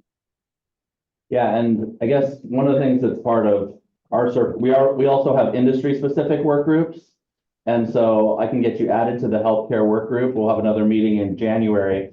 And that's where these kind of questions come up, like what are other folks doing and how can we leverage what other folks are doing? Like Calaveras High School has a very successful, I think they have over 50 graduates a year in their healthcare education program. They all go do externships.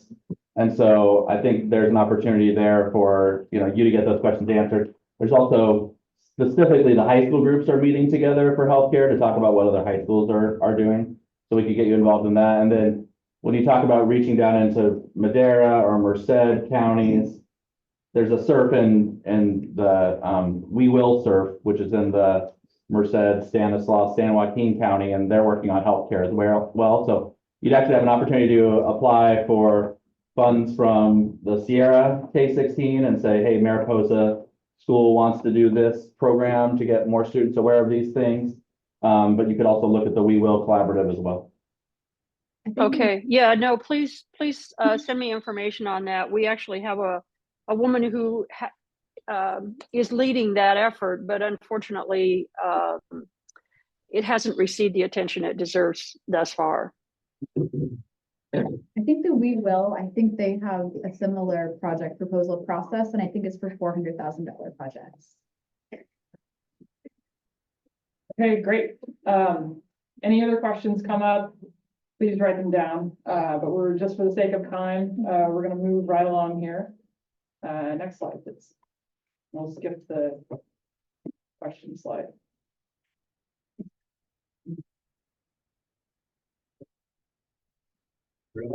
There we go. Okay, we're coming back. Coming back to our friendly little elephant in Yosemite. So, like I said, we're acknowledging that this is what everyone wants to talk about. But before we can talk about project identification and collaboration and that process, the vetting criteria, those guardrails, before we can get there, we do have to talk about the regional strategy. So that's the phase that we're moving into. So I know everybody wants to be here, but we're still here. So next slide. So this is just so you know, there is a process that we are currently developing. We put this together for this agenda just to go over to show you that we are thinking about these things. So we'll have just a reminder, there is no applications. There are no due dates. This is all on our timeline.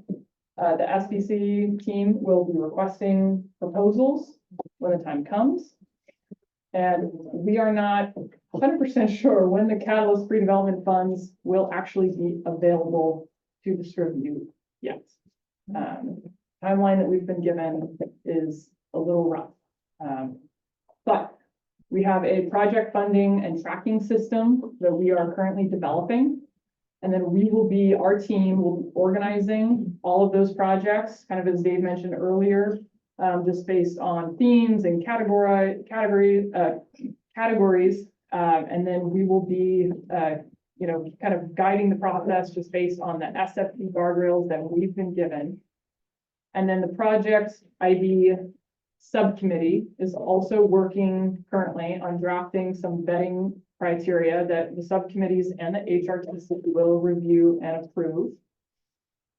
We are working on designing a industry sector project focused workshop series. Because a lot of these projects are great, but we want to bring them to the industry sector coordinators and ask for feedback and how can we refine and improve and build upon these projects. So that's a lot of the strategic planning that we keep coming back to. And then there'll be a prioritizing and voting phase. So this is kind of the process as an outline so far for this next year. And it's a little fuzzy. Next slide. So this is our first activity that we're going to do right now. So knowing everything that we know, all the feedback that we've received so far, this is all building up to this kind of question as we transition from the research and data phase into the strategic planning phase. So we want to develop a regional strategic plan for all 7 counties within the Eastern Sierra. And that we are going to be pulling from that plan to develop our deliverable that is due to the state. So the deliverable is mandatory, but we want this strategic plan to be sustainable over time. So think about that as we go into some of these questions. So the question is, what specific planning processes would be helpful as we prepare the regional strategy and that report in 2024? So more specifically, what do you need to show up to the table and have these discussions? Brainstorming sessions, workshops, technical specialists. We have a 400-page deliverable that's full of data. You are more than welcome to review and help ground truth. But what are the specific things? The prep work, the materials, the background data, meeting structure. What we're asking is broad, but also we're asking for specific things to help our team design this process that we're going to be going into in this next phase. So we're going to have 30 minutes. I know it says 20 on there, but we're going to do 30 minutes to discuss at our tables. Our team is going to be walking around, helping answer any clarifying questions, probing questions, move the conversation along. But one of the big requests is that you guys have more time to talk amongst yourselves. So that was something else that we tried to incorporate into this exercise. So you're going to be writing down all of your notes on the stickies in front of you. If you don't have a pen, let us know. Everybody, I see stickies on all the tables. And then we're going to report out table by table, and Zoom is going to have their own breakout room. So we're going to mute the Zoom so we can't hear them and they can't hear us. And we're going to have their discussion, which is facilitated by our online team. And then we're going to come all back together for the last 20 minutes and have a discussion on this first piece. Any quick questions going into this? Sandra. I just want, can I get with the Mariposa with Heather down here? Do I have to stay with this group? I want to go because I think it's more beneficial that Mariposa, because we're working towards the same thing, and we have. It's all. If you would like to, we spread people out on purpose because we wanted to give everyone an opportunity to meet people that they don't know. and maybe collaborate on some things. Okay. But you're more than welcome, Okay. or maybe we could move, there seems to be. Okay, I'm gonna go ahead and mute the room because I think they are just doing logistics, and we can go ahead and get started in our discussion.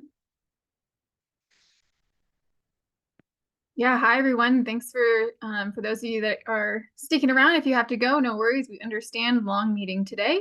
But what we're going to do for this is, here's the discussion question. I'll give a little more example here as we dive in, and then feel free to just unmute yourself, raise your hand. Everyone has very good Zoom etiquette. And as you speak, Jill will keep record on our screen here so we can kind of see everyone's comments coming in.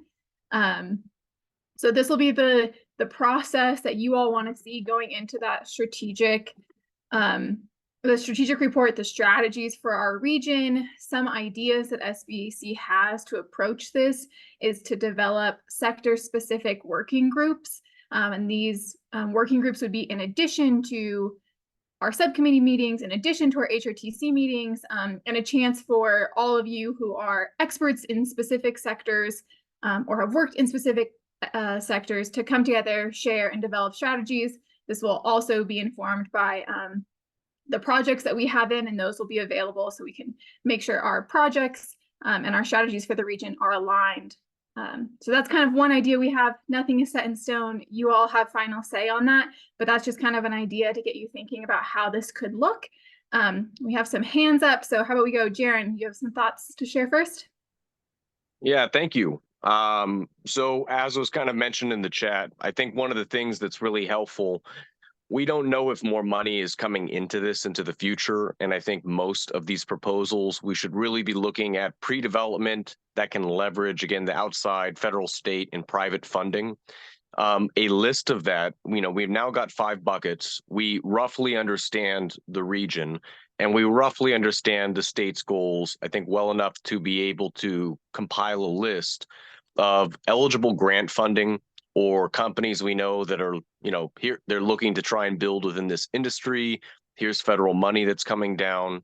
So SBC either able to compile that themselves or to crowdsource that from all the different, 90 folks.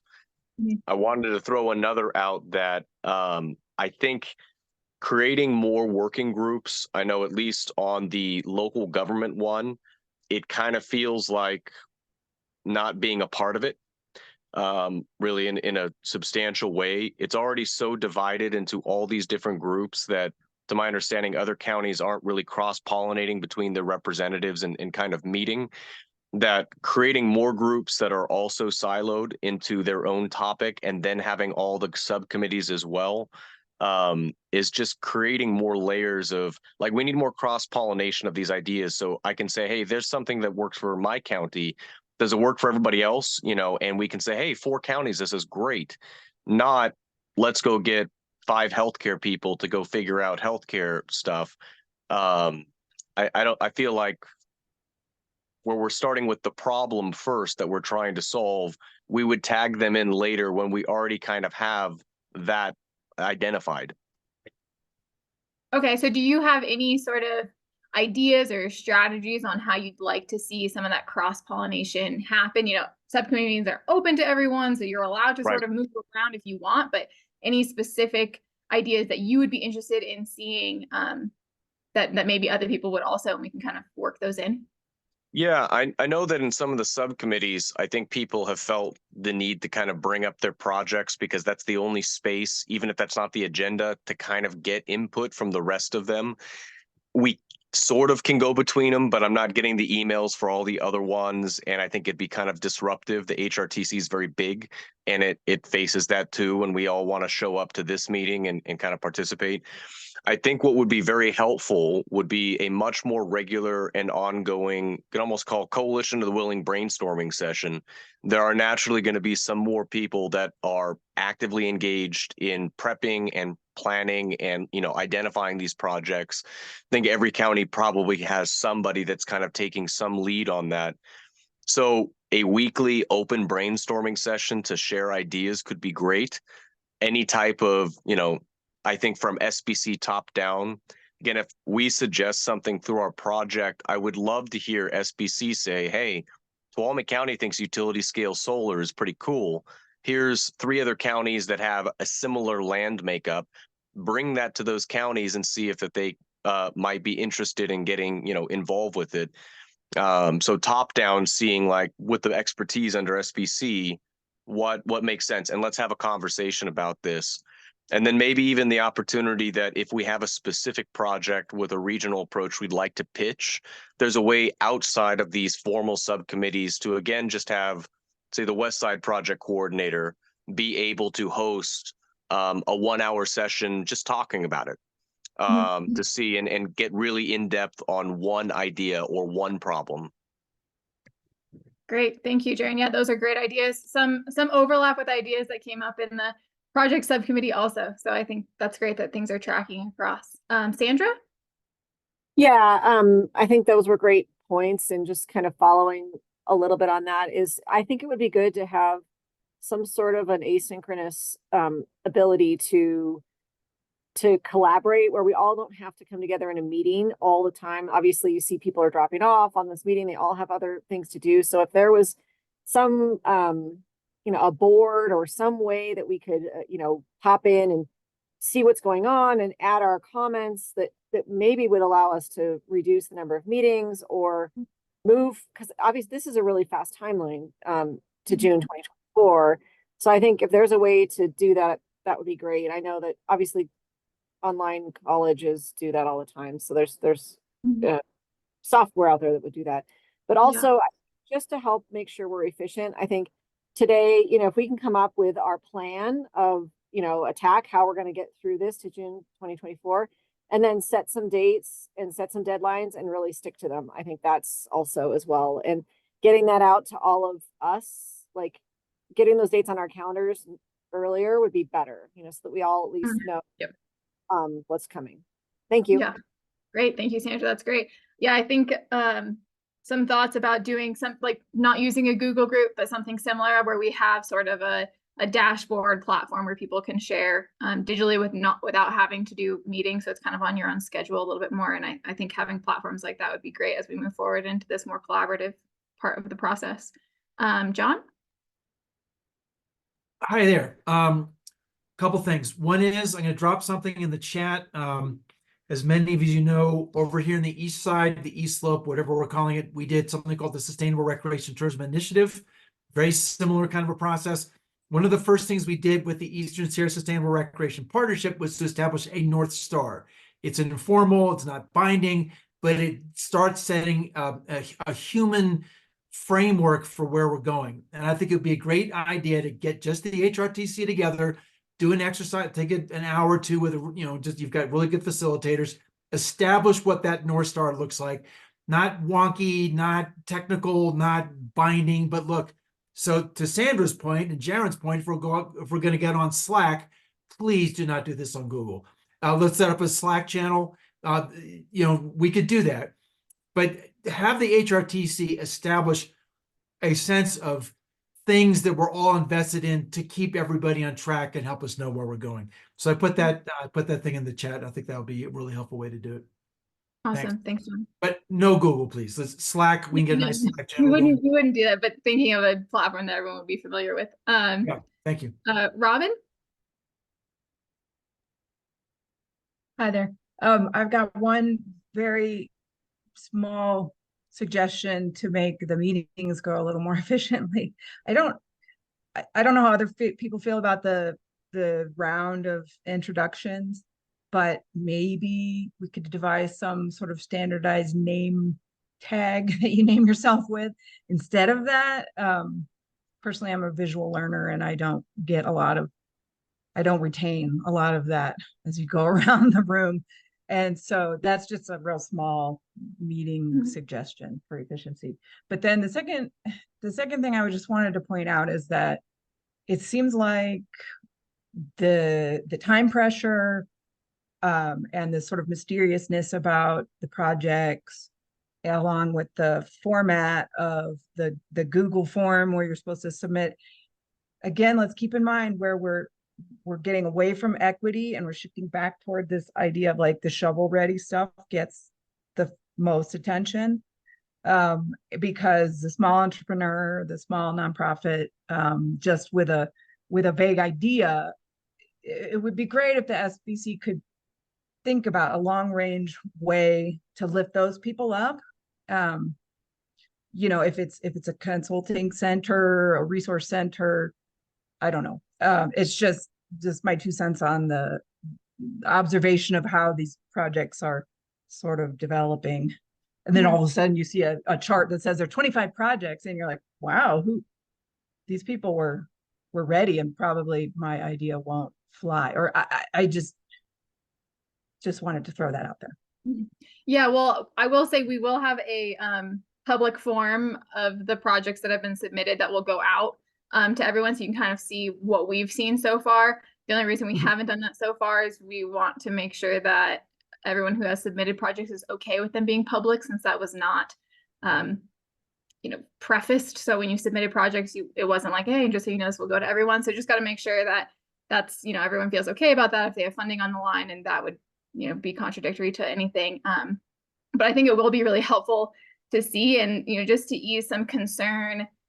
A lot of the projects that are in the tracker, some of them are very detailed. About 20 or so of them are last mile projects. So they would be more implementation phase, not in this bucket for the 9 million pre-development. And that's totally okay. We need to start tracking these projects across the gamut of what stage they're in. And then some of them are pretty ready to go. There's some planning. They have like a feasibility study or CEQA they need to do. And then some of them are, someone's idea in their brain that doesn't have partners. It doesn't have a lot. It's like very early stage. So we have a large range of varying projects. And so I think once everyone can see them too, looking through and seeing where you already feel like, oh, my project is pretty similar to this, maybe we should connect. And also something that SBC will do is some matchmaking between the different projects, and being like, hey, this small project and this small project, maybe you're in neighboring counties and maybe you guys should talk and we can join forces here and share resources and capacity in that way. So that'll be a next phase. And then there will be a next round of sort of that project submission that will be asking more detailed questions, budget, do you already have funding? Do you have match funding? And sort of this next phase. So don't feel like right now there's any pressure to have your projects at any certain phase. There will still be a process that SBC facilitates to make sure that the most amount of projects that will have the most impact are moved forward. Just want to alleviate any concerns on that front. Thank you, Robin. Those are great feedback. Jaren, if you don't mind, I'm just going to go to Laura and then I'll come back to you just so we get a variety of voices in our time.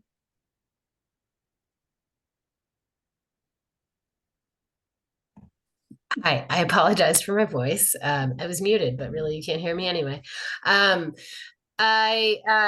think that as someone who's new to this, I'm new in my position and new to participating in this forum. I think background materials and also whatever we can do to move away from the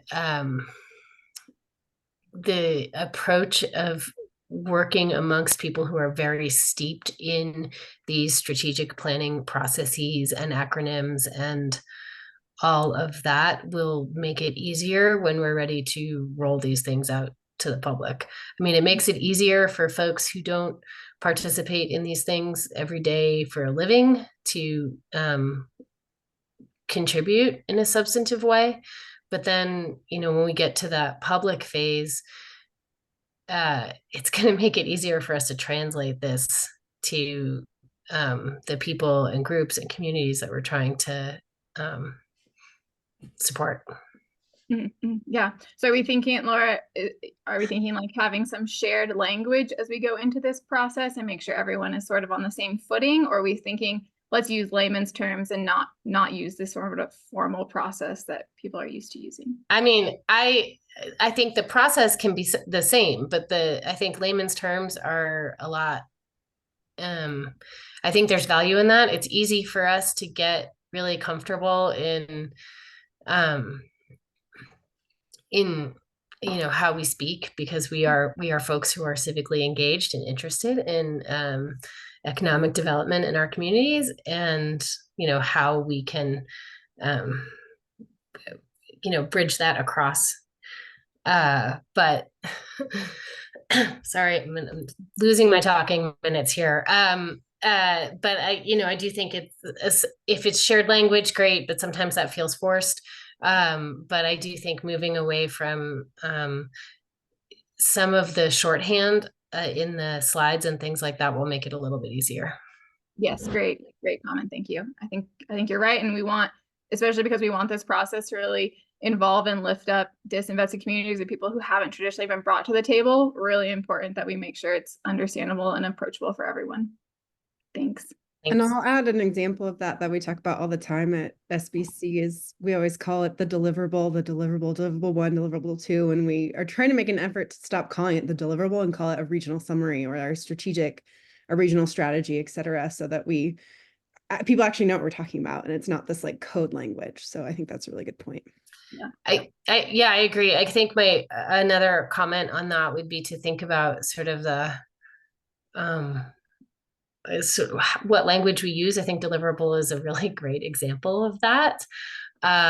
There's also, I don't know, somebody, this wasn't something that had occurred to me, but some of my colleagues were meeting with, I believe, some local tribal members, and I heard this story secondhand, so bear with me, but there was some question brought up around using the term stakeholder because of the origins of the word, and it's not something that had ever really come across my frame of reference, and so I'm glad to learn it, and I think it's something that we can consider as a group when we think about language and how we use it. Yeah, that specifically came up as we did this regional summary report, because one of the chapter names from the state is stakeholder mapping. And SBC as an organization has said we want to move away from this term. And I think we haven't brought it to HRTC yet to decide on a new term. And is it community members? Is it outreach members, people that are engaged in the process? If we want to use a different phrase or a term there. But that is on the radar, and I think definitely going forward, it's something along with this, using approachable language in general and making sure that language is appropriate for our audience is important. So thank you. And Jaren, thanks for your patience. Yeah, of course. No, and it was really great comments. A few of them were things bouncing around in my head.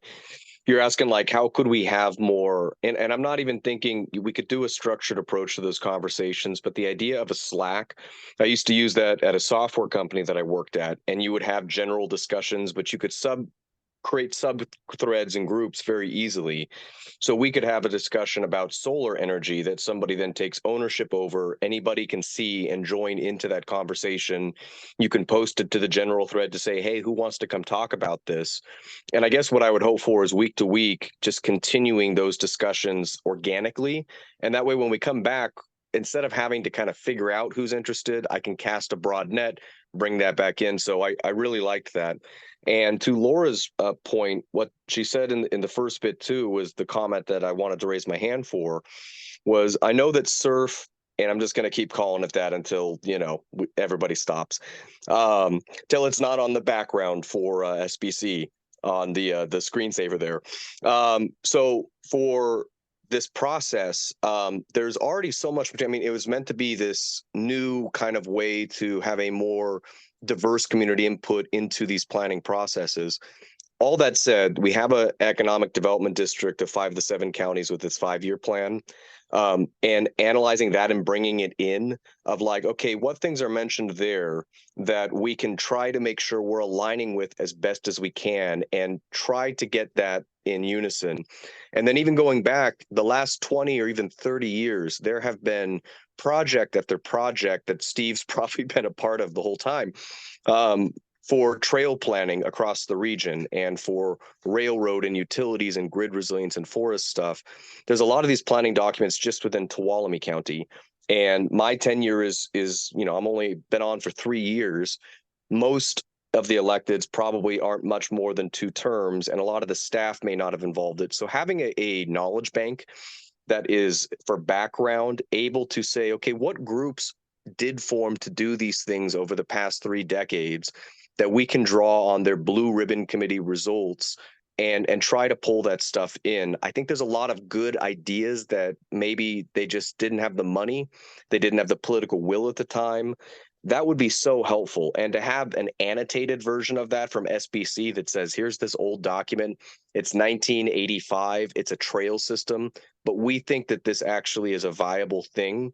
So if anybody wants this, here's a cool one. That would be really, really, really helpful. There's also one other question is when you get substantially similar projects, sometimes maybe from the same entity through different counties, that's probably easy to merge.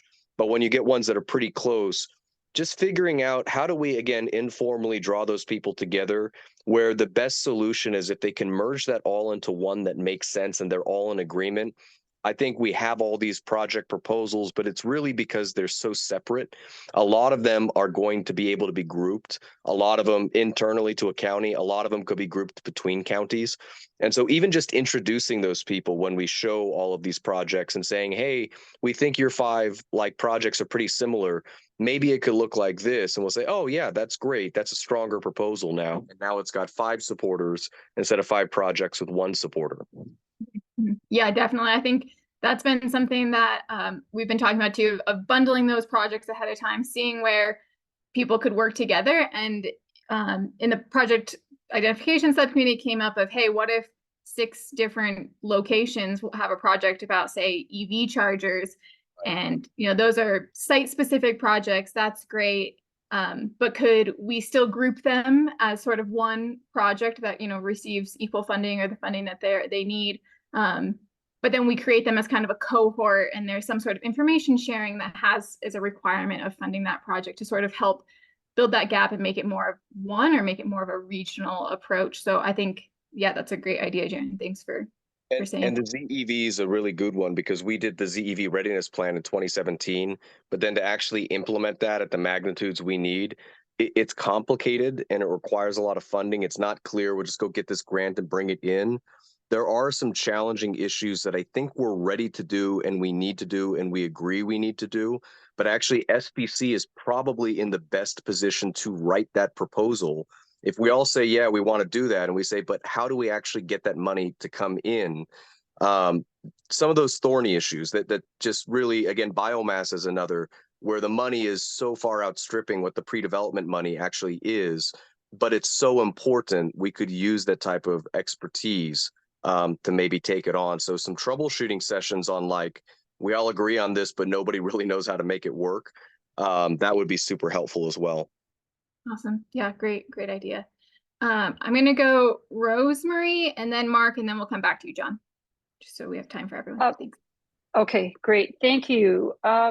So I'm looking at the chat and shoot, and now I can't get it to move, but somebody was asking, how do we make sure that our local contacts in healthcare and education are in the loop? And I don't know whether this is necessarily going against what Jaron said at the beginning about the idea of having, I guess, sector-specific groups or not, but Stacy said SBC can play a coordinating role here. There are also other entities working with the community college in this Job First region that will help connect the dots. And connecting those dots is hugely important from my perspective. And part of the reason is the woman that I mentioned, for example, who's doing the healthcare CTE, I could get her to talk with her counterparts in a very specific, sort of narrowly defined topic area. But to try to get her to attend some of these larger meetings, or for me meaningfully to play an intermediary role, it's not going to get us where we need to go, I don't believe. And so I do think that the concept of having what I'll call, and similarly for computer science, there's a great guy who would be more than happy to be part of a specific conversation about how we kickstart that. but he will not attend these other meetings. I can, just guarantee it. So the question is, how do we ensure that we are securing the input from those folks who are really knowledgeable in those subject areas, and feeding that into the conversation. So if SBC can play a role there, I'm hugely grateful. Yeah, I think that's a great point. I think we do while our HRTC is our main experts, we know there's experts in the region and even external to the region. UCSF has come up multiple times as being an expert in rural healthcare and making sure that we're able to leverage that type of expertise. And how do we get those people to maybe not attend a huge forum like this where it's multiple hours out of the day, but are they willing to come to a working group? Can they join a Slack channel? Will they meet in a small group with just a handful of people that can then relay that message? And is there something where certain experts will require funding? And is that something that we need to articulate to the HRTC and see if people are interested in paying experts for their time, if that's a requirement of their involvement? So I think those are great questions. I think SBC definitely can help facilitate that. And I think getting all of your advice on how we should go about that and what will be successful if you have personal relationships and feel like you can ask them what would it take to get you to join this conversation, and then let us know and we can help facilitate that. Definitely. Thank you. Okay, happy to do that. Thank you. Wow, of course. Thanks, Rosemary. Okay, I'm going to Mark and we'll come back to you, John. Thank you, Kaylee, and I appreciate all the ideas. And I'm a director of business development for a software as a service company, so certainly all about collaboration. But for me, I'd like a better understanding. What's the regional strategy report going to look like? Are we talking? Is it just like a list of projects? Is it here's all the projects we think this is the strategy? I mean, kind of along the line of Laura's point. I'm not really clear on what the deliverable is. And so how can I work towards how we should have better processes towards that deliverable when I'm not really clear what it's going to look like? Yeah, Mark, you're not alone because it'll probably be my job and I don't know what it's going to look like either. Okay, good. But just to say, I don't know if you remember, but when Erica had that slide up about, hey, this is what that next part of that strategy report is going to look like, and it's those bulleted items, and she was like, vision and goals. That's the only guidance we have from the state so far, just that short bulleted list. So we're not totally sure if there will be more requirements that come. And if there are not more requirements that come, then that means that we have the power as a group to sort of choose that. Likely SBC to put forth a template and say, hey, this is like the formula we're thinking. What do you all think? How would you like to, change this? And that would probably be, that's, I think, what we're assuming it will be, considering with this first research report, there was no guidance from the state besides a bulleted list also. So we're assuming it'll be a similar process of a lot of freedom for this, HRTC and all the subcommittees to kind of help an SBC developing a template first. And that would be the process. And when do we think we might get some better guidance from the state, or will we? It should be that phase of it should start in January 2024. So I'm assuming it should be early January that the state would say, okay, everyone, all the regional communities, you're working on this next phase. Here's something. Or they will say, we're working on the next phase. Here's nothing. Like, figure it out. So I think in early January, we should be able to communicate if there is more direction, or if the state has said to wait for more direction, or if we are using what we have and going forward from there. But definitely cool. I'll just add in, it's hard to see on Zoom, but we actually do have state representatives in the room over in Sonora. By the way, this is Stacy Corliss, Sierra Business Council's Government Affairs Director, mostly lurking in the background, but we do have direct contact with, we have state leaders who are attending our meetings, and Mark, we can let's design a session where we ask them those questions and where the HRTC hears directly from them on what they're looking for. It's sort of I would call it the like soft side of these reports that are done to the state. What are they looking for, more subjectively and yeah. Cool. Thank you, Stacy, because I'm getting a little sense of we're cart before the horse here. We're trying to figure out a strategy for something we don't even know what the state's looking for, and trying to figure out how to collaborate on a strategy that's a bit esoteric and kind of floating around. So 100%. sweet. I think that's a great idea, Stacy. Yeah. Okay, I know the room wants us to come back and do a report out. John, I'm going to give you a minute here to talk, but also if anyone real quick, I don't know, Jaren, John, Rosemary, Mark, if anyone feels like they want to do the report out from Zoom, Jill will have the screen share so you can kind of take a sneak peek at the sticky notes, but it'd be great if one of you would be up for that. But John, I'll give you the mic, your comment before we go back. Yeah, quick. Can you please let us know what are your expectations of effort, level of effort from all the various subcommittees? This is a big project, very condensed timeline. What are you guys expecting from us? That's really important. The second thing is when we go into the Slack channel, the work you've already done, those things, the sectors become the topics that go into the Slacks. Let's not reinvent any wheels at this point. Let's just do what we've already done. Use what you've done so far to organize thoughts going forward. That's it. Thank you. Yeah, thank you, John. That's great. Okay, Zoom, are you guys ready? We've got to pull the plug. So we're gonna do, remember, this conversation is not over. This is just the beginning of the conversation.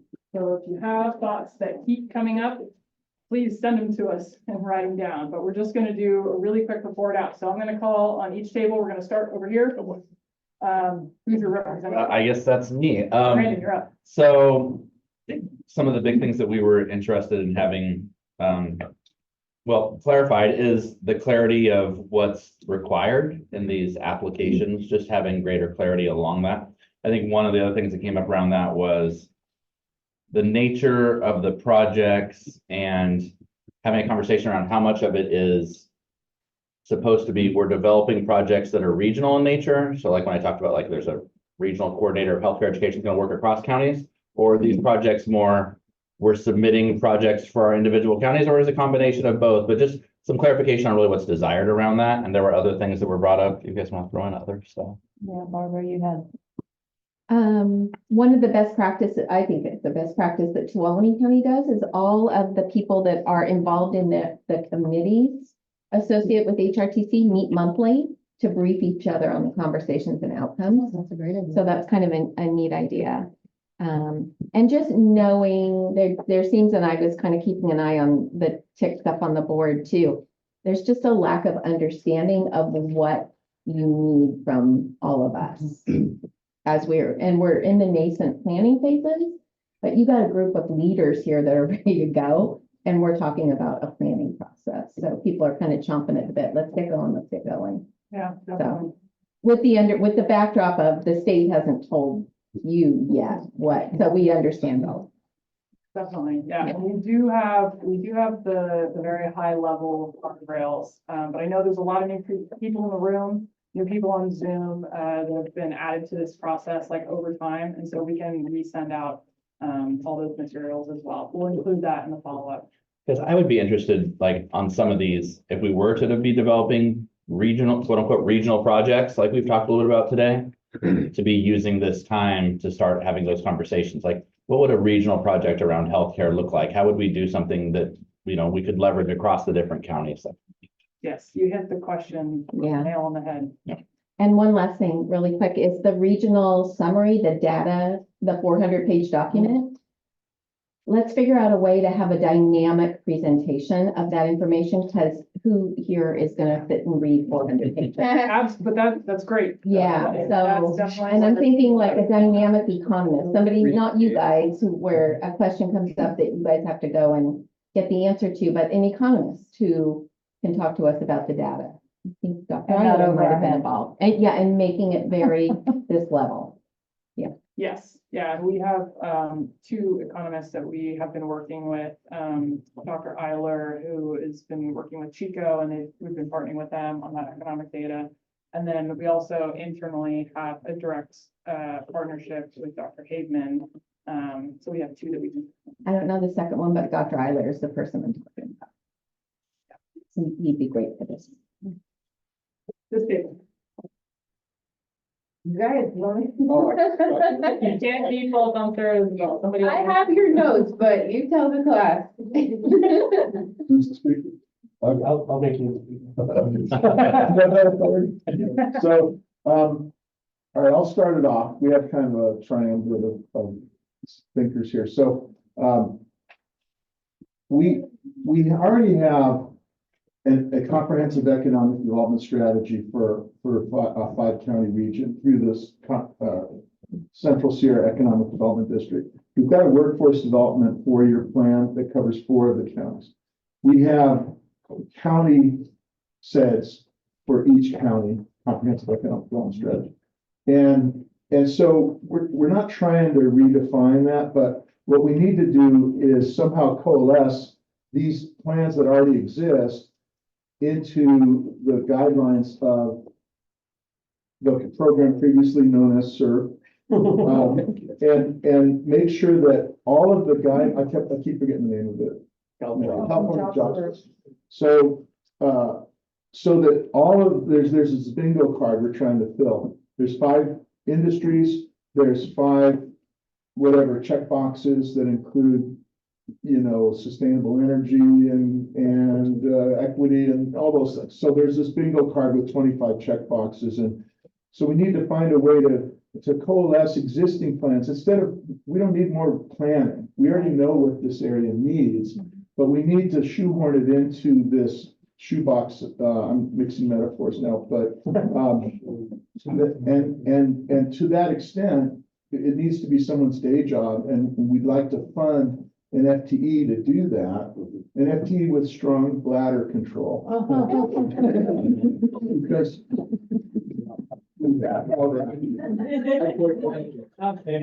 and so this is what we need to do, is to take work that's already been done, repurpose it, and shoehorn it into the confines of this grant and come up with, you know, an awesome, there's projects that are already probably ready to go. We just need to check the boxes on the bingo card.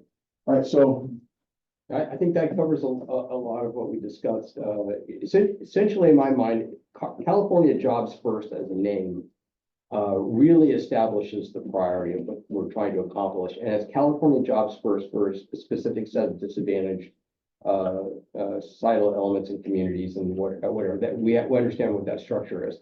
So we're doing those things now, but this will provide additional emphasis and additional funding for it.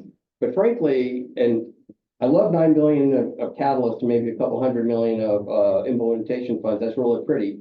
But there's a lot of other money, as has been pointed out, that's being applied much more broadly. So we're just looking for how to linkage and leverage that in the most efficient and productive way possible, because it is a capacity problem. We're all really already busy doing these things in various different ways. So we need to try to get alignment, efficiency, and productivity, and we need to, like, full-time support working on finding those linkages and handling the communication and helping us be efficient at what we're already doing. Yep. So what I'm hearing is maybe what that looks like is a person, kind of as Barbara previously said, and then there's some sort of a report out, maybe after there's a data report out, and then we have someone who's doing that aggregating piece, which has been done in the regional summary, the first deliverable that we're getting ready to submit. It's all there, but maybe there's like a very strategic report out on that one section, maybe not the same day as the data, because that's a lot of information.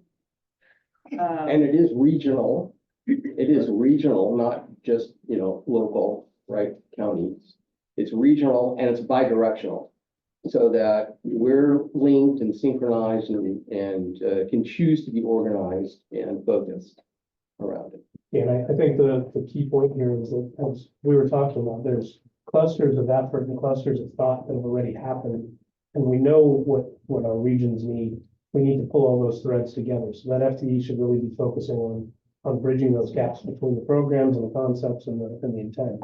And I think, you know, again, standardized templates, process mapping, really getting down into the nitty-gritty of how are we collecting the information from each one of these projects. Can we have a standardized bingo card so that we can actually understand what we're sort of mapping and calculating? And strategic plan collaboration, goal alignment, and then we can even get into objectives, specific objectives and tactical things, but that's like way down the line, right? Yeah, so is this, so far, is this resonating with everybody else? Same nodding, consistent nodding? Okay. And we quite target an FT that's got grant writing experience because they know how to take a certain reality and shape shift it to the confines of that grant. And my dream is for public and private collaboration, coordination, cooperation, and trying to get to there. But we recognize at this stage, it's really state and grant. Yeah, yeah. Okay, this table. Mhm. This is our. We're gonna build on what everybody else has said, and I think the keywords are really that alignment and leverage. So whatever else is out there to be able to, you talk about it in a bingo card metaphor, but really, and having an FTE, they're not gonna know everything. That's why it's really important that we bring all the stakeholders together. And we were talking about how, a process could look like by sector, by region, like county region, and then pulling everybody together across region, just so that there's, the synergy, because even in like Mariposa County, we all don't know everything that's happening, like what Gabe's doing, that's amazing. That's new information to me, and I'm pretty connected in my community. So, having, and, what Brandon was talking about, I think that there's a lot of possibilities, so it's already happening, but, if it could happen in a focused way to build that strategic plan. And then, just some other pieces that are really important, that it's not just even, like the bingo card or, plugging in those, synergies and alignments, but also, the leverage of the dollars and also expertise too. So, being able to leverage all those types of pieces. There was just a practical piece, like it would be great to have a contact person, whoever submitted this, so that way, like we're already looking through the project plan and like highlighting and starring, and like I want to talk to RCRC after this meeting, various, so that we can contact post meeting. And then just something that Sherry brought up too is like, just a way to, to really amplify what's happening so that we can attract investors. So that, when we're talking about leveraging money, there's a lot of government money too, but you're from the logging industry and, there's private dollars too. Investors that want to put investment in infrastructure, but they're asking questions. What is the workforce? What is the workforce development? What is the housing, market look like? These are global investors that are interested in what we're doing in schools, housing, some of these different sectors. So being able to leverage even more dollars than just the government dollars, private sector dollars, philanthropic dollars too, in my area, so. Yeah. That all sounds great. Anything else? So definitely hearing that having set sessions, for that in-person collaboration, kind of moving into this next year with some of those presentations kind of help set the stage. It's kind of what I'm.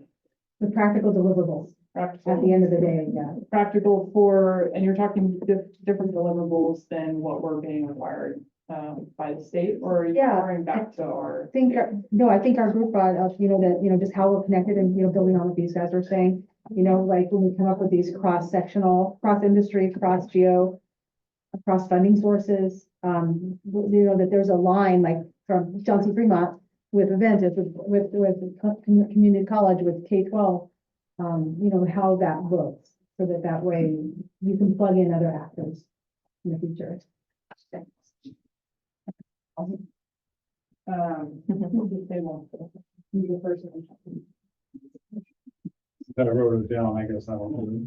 My daughter Santa's list here, so, but we had a really great, robust, conversation around this, and, without any kind of priority structure here, but we talked about a timeline structure and, in terms of positions and looking at like an organizational leadership chart, an implementation chart, responsibility chart. I think we've heard this, along the way of just like, how does that look organizationally and who's doing what and who's responsible for what. Reviewing other collaborative models, other people, other regions, see what they're doing and what their conversations are like and what their successes have been could really help guide us in our collaboration. Looking at other sources of funding, glad Brandon was here to share about the K-16 or that education collaborative. I will also say that in January, the K-12 Strong Workforce Program money is going to get injected in across the region. That was 20 million going into the central Mother Lode region, of which I'm a part of. So there is just really a lot of money coming down the pipe here, looking over the next couple of years. Total budgets of different resources affecting our region, and industry sector is kind of the same thing. Specific project outcomes and level of impact across the region, maybe looking at an evaluation tool, developing an evaluation tool that we can use as a criteria to look at these projects and say, what's the level of impact, and to help us kind of guide our decisions around that. Scalability, obviously addressing the capacity issues and the perspectives, creating an action plan around capacity building. Matching requirements was another thing that came up. We haven't really, that hasn't come up anywhere in our agendas. But what does that look like? Is that going to be a requirement to come up with sources of existing funding to match what we're applying for and what we're going to be using for? Potential to reinforce jobs for the future. So not just jobs today, but how are we developing a foundation for jobs tomorrow, jobs in 10 years, jobs in 20 years for the long-term economy? And what is attracting people to our region? How are we marketing our region out there to talk about all the great things that we have to offer our communities and what we're doing to build our communities. And then finally, we talked about career development pathways. That's kind of been across the board, but not just getting a job, but getting a job that you can advance and promote and lifestyle and raise your families and pay your bills and with continuous abilities to improve your lifestyle and lifestyle. Great. Excellent. This table. Hi, so we had a couple of repeat things like clarity with project guardrails and like what's in scope and out of scope, what can be funded and what can't. A regional collaborative, our involvement, it's really hard to have the collaborative if people are willing to be involved. So reaching out to people, meaning like, hey, we have this funding, and reestablish those. Bridging gaps between like if things that can't be funded through this, then what can be funded elsewhere, so we're not kind of chasing ourselves around. A dedicated person for each priority sector, specific for workforce development for each entity or business. And then there were some concerns with this getting so very broad and thick that we're afraid that we can't fix everything and the elephant's kind of starting to get a little bit too big. What the limitations are and just trying not to be counterintuitive to work on it. Excellent. So before we go to Zoom, before we switch over, just some follow-up questions for all of you. Like I said, we don't have to have answers today, but this is where we're going. This is like what we're starting to think about. We're hearing like, we need to connect the dots, we need to do this, we need to do that, but start thinking about what does that process look like? So is this maybe a dedicated session where we just come and meet in person and we put one thing on the table and we spend an hour or 2 hours hashing that out? Like, what exactly does that look like? Which is going to be a really good setup for our next question. So just think about that. Anything else from our team before we go to Zoom? No. Okay. Kaylee and Jill, would you mind doing the Zoom report out, please? Yeah, so we're gonna pass this off. So either Jaren or John, if one of you wants to lead our report out here, and you can reference our sticky notes. I nominate Jaren. You beat me to it. All right. Well, we covered a lot. I think a lot of it was trying to do, I think, cross-pollination on some of the discussions. So what was brought up was the idea of having a Slack channel or some communication forum like that, where people can maybe take ownership of an area and talk about it, divide up into groups, and be able to just fill these, flesh these ideas out. We talked about, for the background materials, a lot of the documents that have been done over the past few decades, trying to have access to those for past projects and analyzing what data sets are currently available to make sure that that's still good.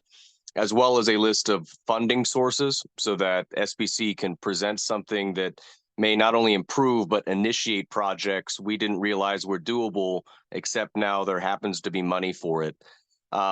We had some other things of trying to make sure that the terminology we're using in this is going to come out in a way that we can explain this to the community as well. So just being mindful of not doing the acronym soup. As I kind of mentioned in the chat, some of us live and breathe this, and so it's pretty familiar. A lot of us are going to be new to this. The public will certainly be new. So I thought that was a really good point as well. And having alternative ways to be able to meet, as far as having maybe SBC, it was mentioned, meeting with elected officials, being able to, from the state, bring down where they're seeing funding or the direction going, seeing opportunities in the region to group projects together, to see where they might be stronger as one proposal so that we reduce the total number and find some synergies there. And I think that's it. I might have overrepresented my ideas on it, but please, if the group, there's anything that wasn't included there, please speak up. Jaron, the only thing I would add is perhaps the opportunity for the HRTC as our kind of our leadership group here to establish a kind of a North Star, that when we have all these sub conversations, we're doing all the different things we're doing, give us some idea of where we might be going. I shared a document. You could use the sectors that are already identified if you wanted to do that, but just anecdotal in lay language. Hey, folks, we're headed generally in this direction. That could be really helpful. Other than that, Jaron, it was perfect. Thank you.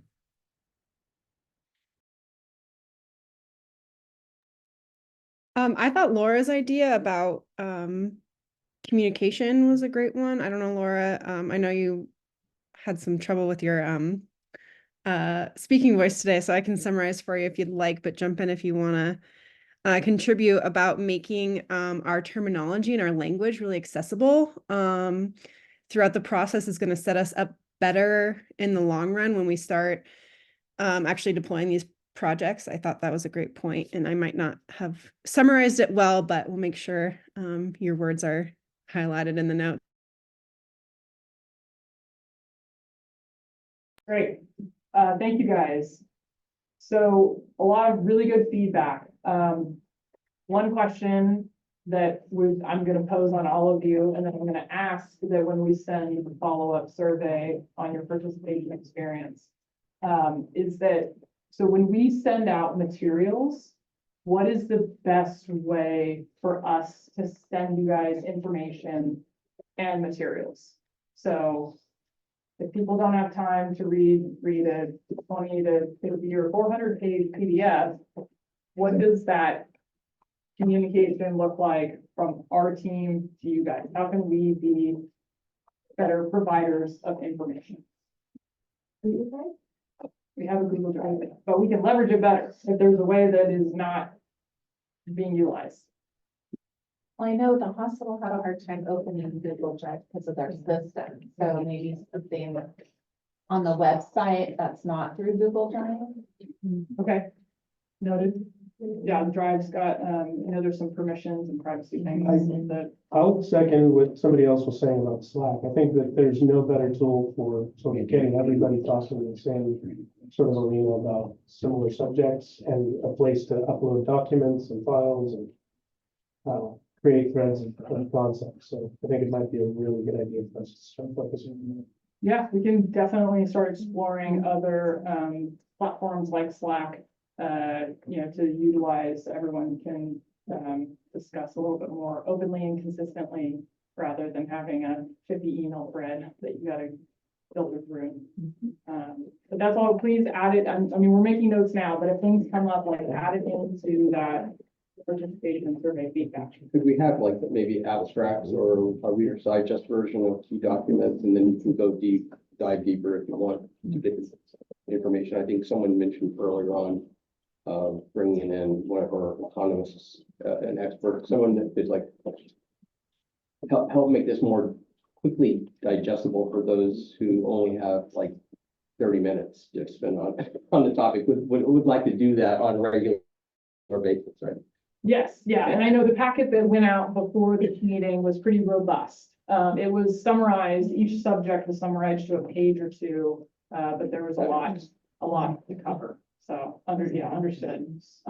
Is this all HRTC participation feedback?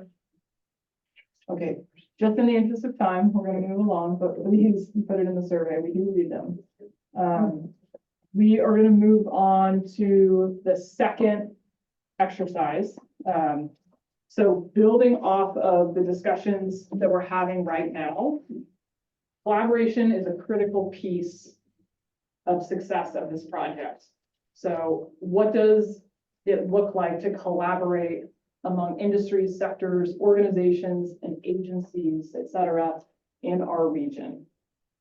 So we're, like I said, we heard some of that really high level, like we need to collaborate, we need to connect the dots, we need to get talking. Slack is a great example. Setting up a data download meeting is another great example. But what do you need to collaborate with your peers and your partners in our region on this subject moving forward?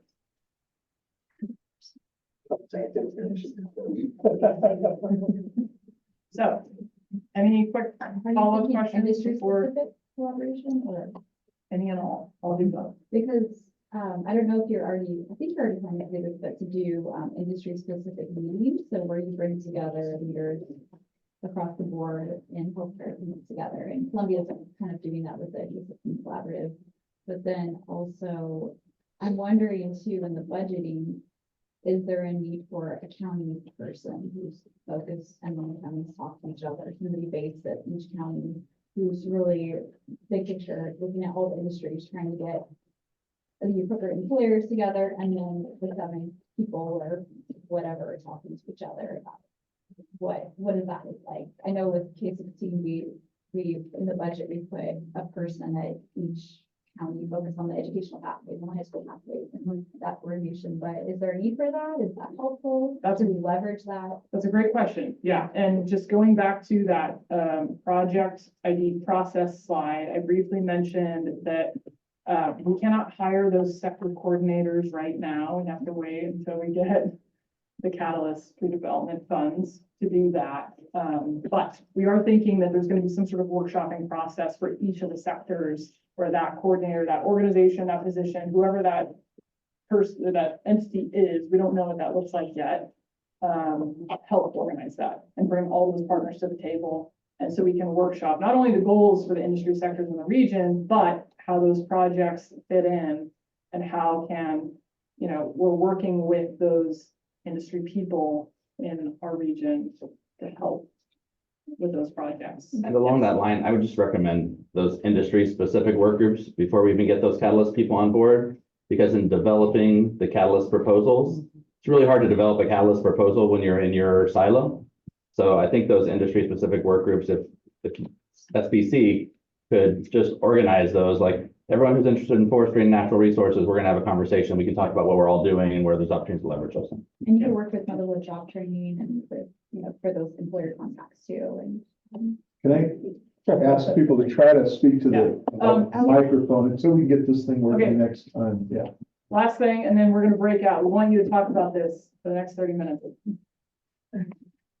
Do you have a question? No, that was. Oh, okay, sorry. That was what I wanted to be critical. We'll get the super mic working next time. Okay, ready, break.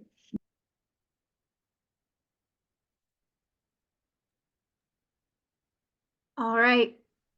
Y'all, similar format to what we just did, but kind of new question. Feel free to do the hand raise. I think that worked well last time. So diving in a little deeper into that collaborative, I think this group, we touched on that a lot, but if there's any additional ideas or furthering that, yeah, JT. Yeah, I was just going to say, you know, collaborate among industry sectors, organization, agencies is utilize existing SEDS documents that were just approved in the Eastern Sierra region, as well as the Central Sierra Economic Development District. I think these are great starting points to collaborate and have already been established and approved by elected officials and respective organizations. So I think that would be a good start for collaboration. Yeah, that's a great idea. Yeah, I think, oh, John, there we go. Sorry, I'm Yeah, trying to look. just, Okay. sorry. I've got a bunch and I've got links. You want me to just start dropping those in the chat? Or do you want me to say them out loud? What's going to be easiest for you guys? I think if you can do both, if you want to say some out loud, but then drop them in the chat because the chat is recorded, so it will be saved. All right. I don't want to hog the mic. One observation on JT's comments. To build capacity, we can't just be investing in the things that are already institutionalized. We have to invest in the things that are coming up from the ground, they're coming up from the public, they're coming up from the people. That's how we're really going to leverage capacity. So JT, just kind of an add-on to that. Eastern Sierra Sustainable Recreation Partnership. Public land managers, all the jurisdictions, meets monthly, shares information. It's a great forum. We can't find any support for it from anybody. The state won't fund it, feds won't fund it. That's a kind of a grassroots thing I'm talking about. The Sustainable Recreation and Tourism Initiative. 4 sectors are on project identification, the intersection of climate and sustainable outdoor recreation, project identification process.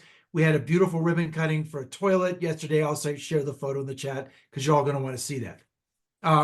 The Eastern Sierra Recreation Collaborative. This is a collaborative that informed the update of the Inyo National Forest Management Plan.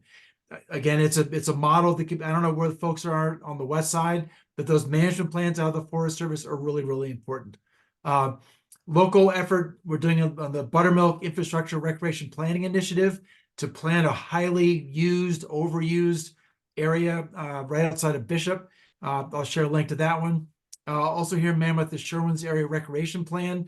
Again, the intersection of communities where people live and federal public lands with the recreation stuff. That's where all the conflicts happen. You got to go into these efforts and figure this kind of stuff out. It takes time. It takes resources. I'll stop for now. I'll just start dropping my things in the chat. Hope that was helpful. Thank you. Yeah, thank you. Yeah. Robin? I don't know if this is feasible, but just like a networking database, because it all starts with you, right? You're an individual and you know somebody who knows somebody, and then you meet somebody and you're like, oh, you make a link, and then you're like, oh, did I even get that person's phone number? Like I met this Tom Gusty, who's working with the tribe to, develop a youth program to train them in defensible space and control burning. And, I'm like, I have no idea if he knows about white bark or if he knows, about other opportunities. And if we could just capture those connections as they happen, then, it might help to know like who's actually getting involved and who needs to be involved. I think, can I ask a follow-up question? And maybe this is for the whole group, but we've kind of, I think in some subcommittees shared, everyone's contact information with each other. I don't think we've widely shared the full roster of HRTC and subcommittee members among all like 90 of you, if that's something that folks want, and give us that feedback, because I think we've kind of erred on the side of caution on not giving folks' information out. But if we want a available database where you can, see someone on the call whose comment you liked and call them up and make those synergies happen, let us know if that's something you're interested in or not.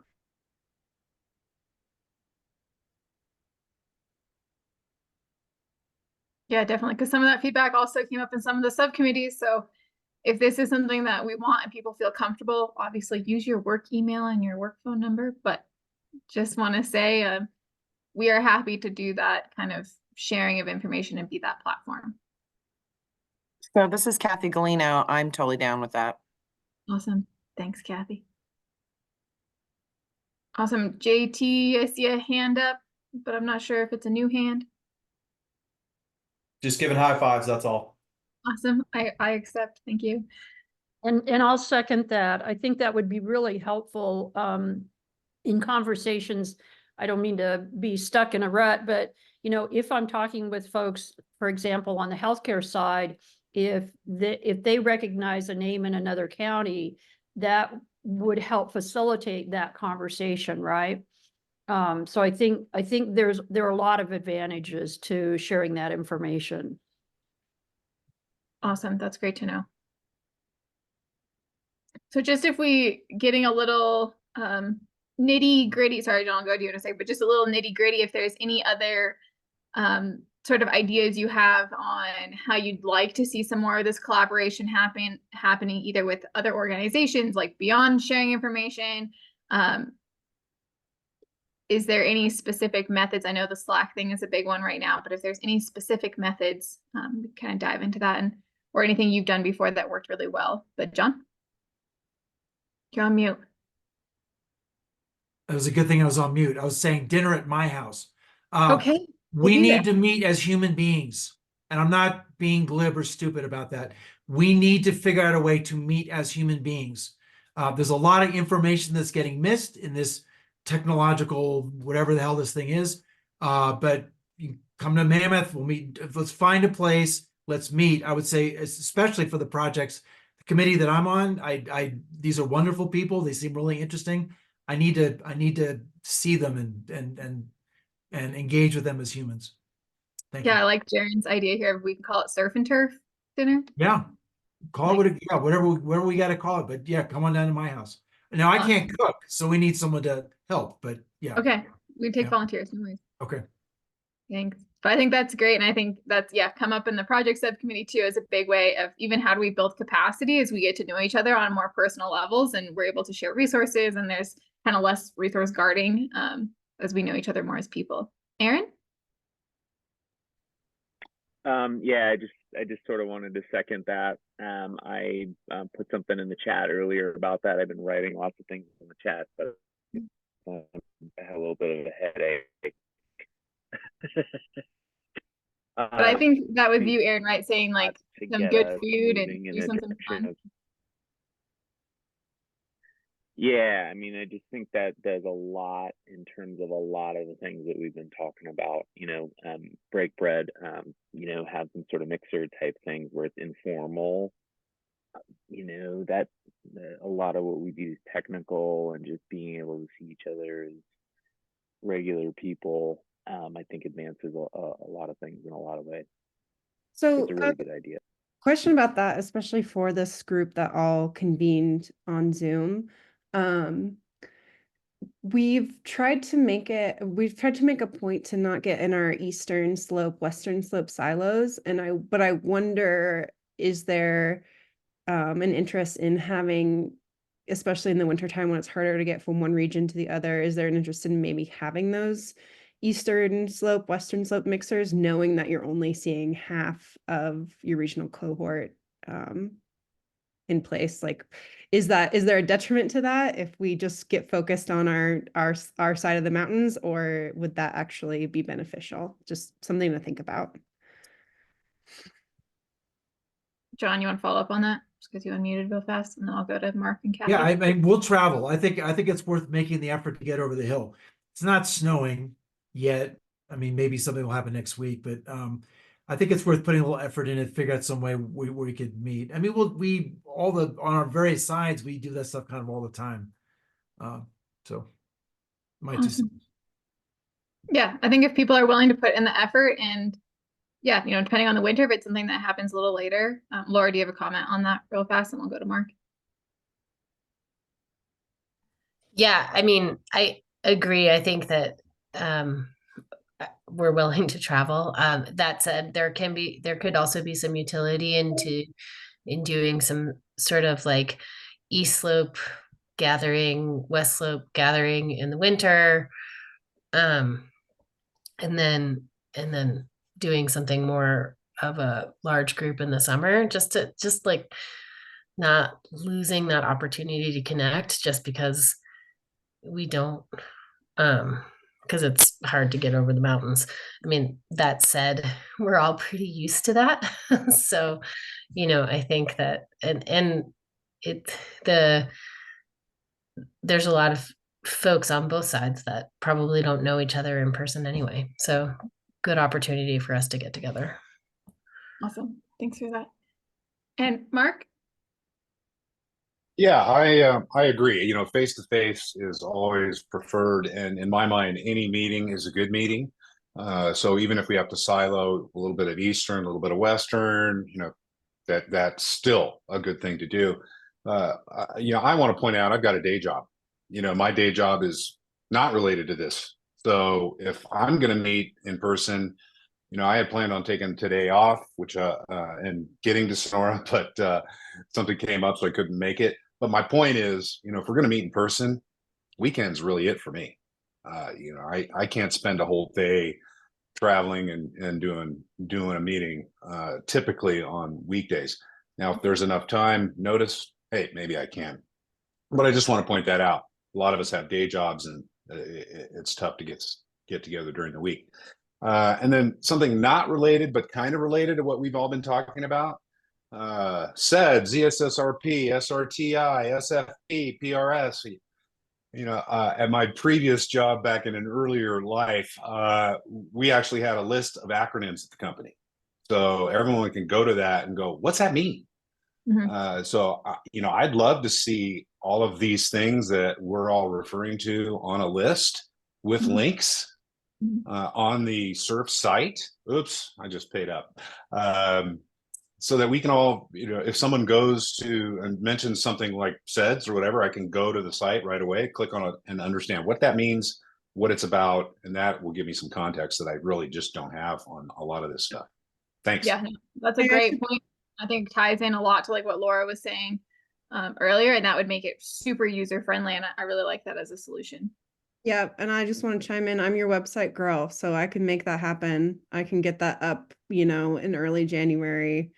If you send me links, if you tell me what you want on the website, I'll make it happen. So I don't know if anyone has my email, jsanford@sierrabusiness.org, but you can also send it to Surf. Eric will forward it to me. So any requests like that, we want to hear them. Yeah, that's great. And Kathy, thanks for your patience.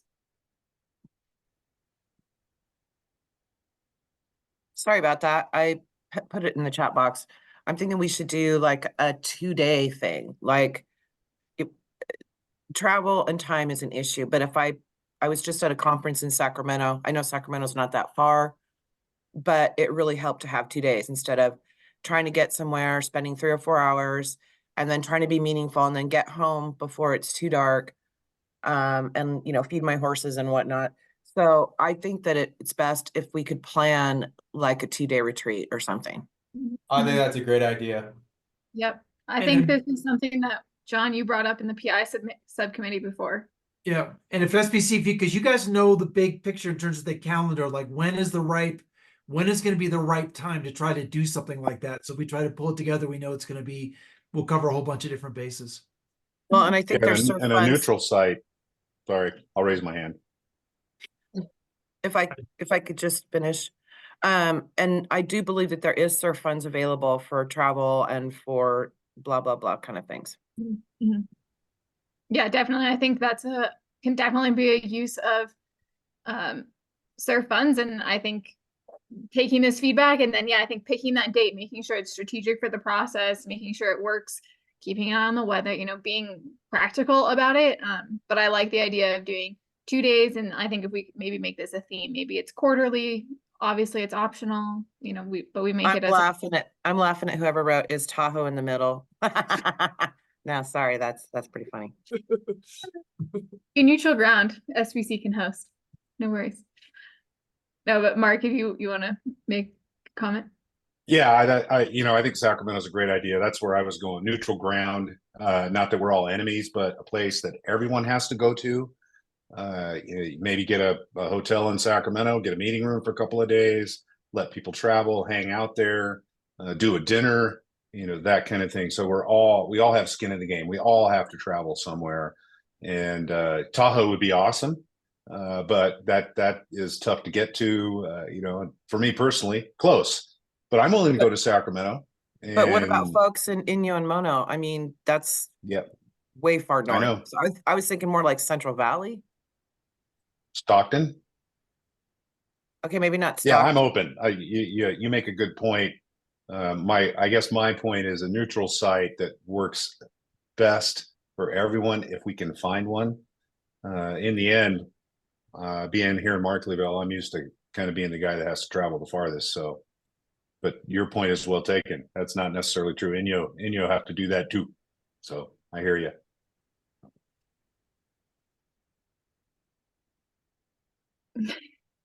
Somebody's in the chat. I think we're just gonna go European vacation. Okay, don't tell the state. That's what we're using surf funds for. It's we're all going down.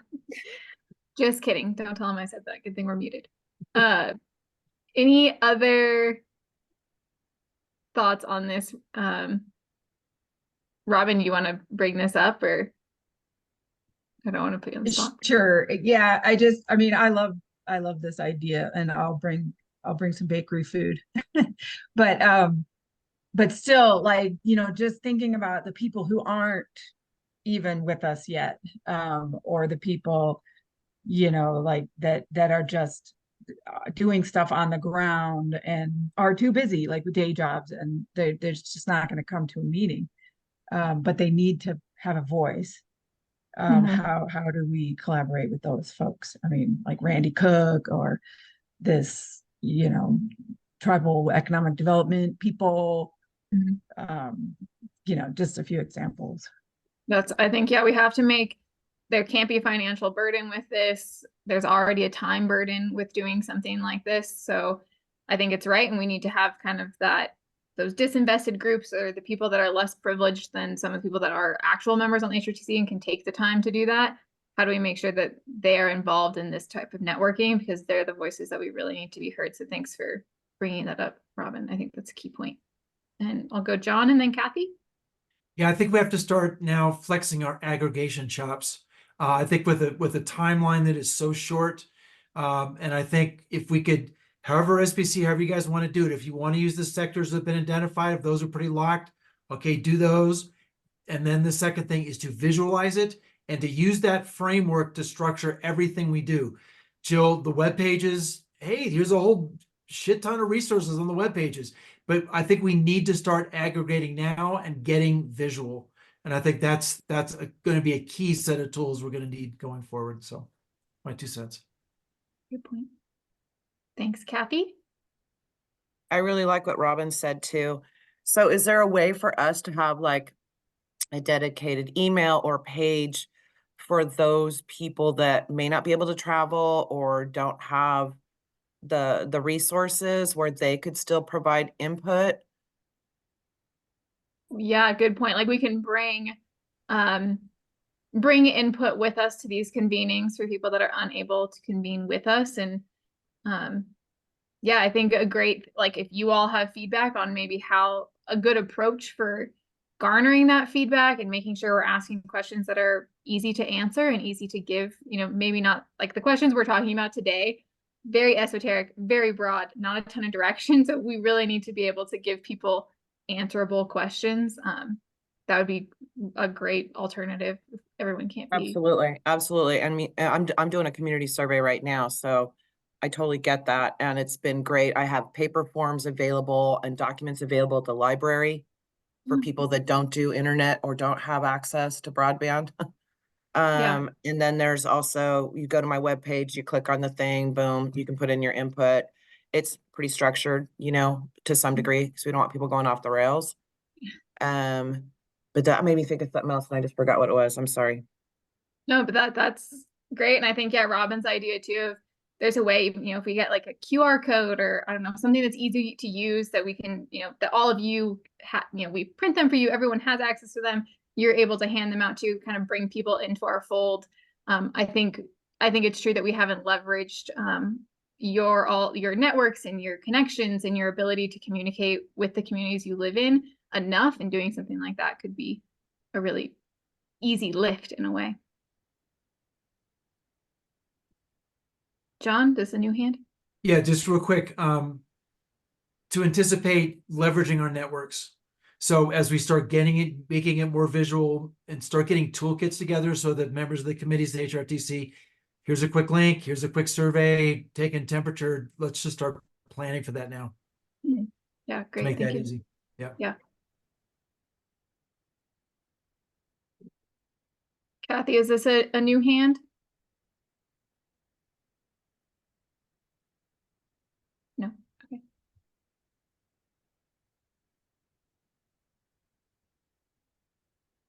Any other thoughts on this? Just doing a quick time check to see, when did they say 10 more minutes? We might be on our last few minutes. So if there's any sort of final thoughts on this, Also,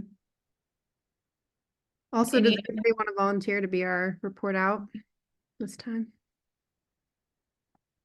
Kathy, Robin, you guys both had a lot of feedback in this round. Either of you feel comfortable?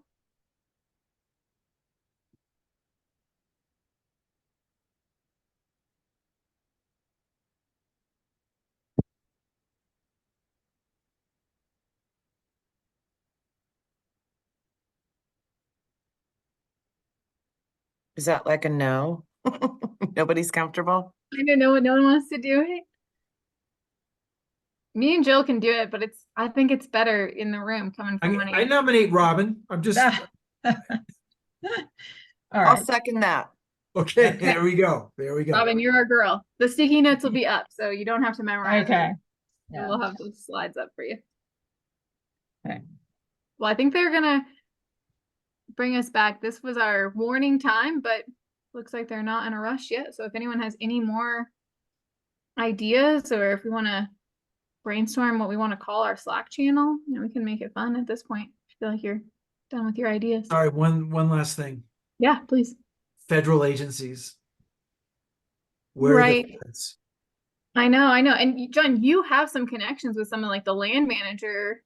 Oh yeah. We got to get that into this thing, because this thing about communication and all the stuff we're doing, that's a whole, I'm not calling it the Death Star, but we got to think about that, how we're going to engage all that stuff.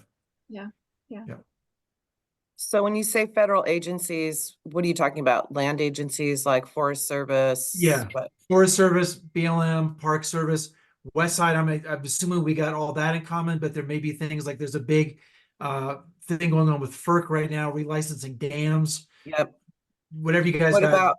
Yeah. Good. Huh? Go. EPA, Yes. also Mhm. EDA.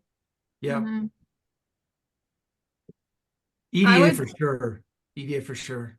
Yeah, and I would even see like Department of Energy, like how DOE. IRA funding is coming down. And we And do we- have a new, we will have a new Right. EDA rep because Melinda is retiring at the end of this month. Oh, really? Interesting. Yeah. Interesting. What now? And Kaylee and Jill, we don't have to worry about state agencies, right? We can assume that they're covered. Or I would no? say yes, except that there has not been great interagency communication among the various state agencies. For instance, when I reached out to OES for the Cal virus screen data for our report, they had no idea what SURF was. So I think it will take some education, but I think we should be leaning on our state. Like that's a Dana job. We're like, hey, you can connect us with these people and get them up to Yeah. speed, so we don't have to spend our energy doing that. Kick that one upstairs for sure. Yeah. What Mark? about like state Sorry. senators? It's definitely all like our elected officials. I think that is kind of on us. I don't think the state agencies are going elected official route. So definitely, I think that's great, especially with like a climate bill most likely not making it to the ballot, or budget deficits. If we need to advocate, that's going to be a great route for us. Mark? Yeah, just to add to that, folks like Liberty Utilities, Frontier, internet providers, folks that are going to have to either say, yeah, we can do that, or, not going to be willing to help. I know up here, Liberty Utilities was great after the Tamarack, was very involved, showed up at the meetings, had suggestions. Hey, here's what we can't do. Here's what we can do. So some of those businesses should be involved as well, I think. Yeah, and just a little piggyback on what Mark was saying, PGE, Liberty Utilities, when we talk about EV electrification, stuff like that. Talked about how Yeah. it should be defined like the Lindsay Wolf model where JT. industry speaks. Sorry, I muted JT, them. you want to finish your thought? thought? All good. That was basically it. Okay, Just- but I think that is great, and that'll be a great way of Obviously, delivering. Sorry. All the partners and design programs that meet the needs of industry. And then the solutions can start mapping where they're like, okay, we need this training program here. Oh, here we have this grant fund, this grant fund. We have this education program, we can tweak it this way. We have these hotels, we'll buy out that for housing for the students and have this training right here and here, so that it meets the needs of our huge region, that we don't have to travel everywhere for everything. And what am I missing? What? Basic Sector- M. Yeah, each sector focus, each sector drives discussion, everyone and that has an interest or can collaborate and meet the needs of that sector, go to those meetings. Great. Absolutely. Okay, we discussed a few things, meetings in various locations across the region, so everybody gets a chance to see where everybody is and what they're doing. Region or county regular meetings, so I was thinking like all of us from Amador County should get together sometime and kind of say, give debrief and process and talk about what our takeaways are and kind of things that we want to talk about at the next big meeting. Expectations for in-person attendance, to maybe define those a little more and make sure that everybody understands that the in-person that you are able is very important for that effective collaboration. Opportunities for speaking representatives, but more people coming in from the industry sectors and things like that. More opportunities for community engagement. Having a common purpose or objective for collaboration, I think just really starting with an essential question, what we do in our district, we always have an essential question, why are we here? So all of our conversations can always tie back to that one thing, to just kind of become a good practice. The why, as Robbie pointed out, just like we always need to, whatever we're talking about, we always need to be able to answer why are we talking about this and this. Expectation for preparation for upcoming meetings, maybe to improve buy-in. So everybody needs to come with these things, either filled out or ready to go, or questions to be asked to help with preparation and buy-in. We talked about having a universal membership directory somewhere where if I wanted to follow up with someone, I would have a go-to place where I can find who they are and what they do, how to contact them. Intentional collaboration with people in all levels of the work and the involvement. So maybe thinking about the articulation of being able to talk to other people who may be in different levels of the work. Existing projects and initiatives. I wanted to follow up on the executive director, the gentleman over there. I really thought that was a highlight from the previous conversation. I would love to see a list of what's currently happening. And I think that would be really great because I don't want all of us spinning our wheels and we're going, yeah, they already got a really great program going on there. Why are we not doing that? So I just wanted to follow up on that. Thank you. And then at the end, we talked about a secure website, or maybe because we do have some privacy concerns and issues, something that we can all log into, and we would have the ability to review that stuff, membership directories, maps, school districts, things that we can all refer to right there in a secure location to help us prepare and plan. Excellent. So I've heard a couple different places, so on top of the sector coordinator positions, whatever that looks like, person or entity, maybe some sort of county lead that is helping kind of coordinate some of those additional efforts. Is that what I'm hearing? Yeah, so maybe like within, what does that look like within the HRTC and the subcommittees, like people who are engaged from each of the counties, kind of nominating, selecting volunteer to help with some of that coordination. Great interest there. Too much. It's upward. You let it marinate. No. Not too much. I know Tuolumne County has pulled the Tuolumne County representatives off of each subcommittee and are forming their own county committee to try to, I don't know, consolidate all the thinking into one county viewpoint. And the Tuolumne County, yeah, it happened organically. And so, okay, And would it be helpful for SBC to facilitate that? Would you like to do it on your own? We can easily help facilitate that communication and coordination. I think SBC might be more useful in the industry specific to the intra-county, the cross-county groups.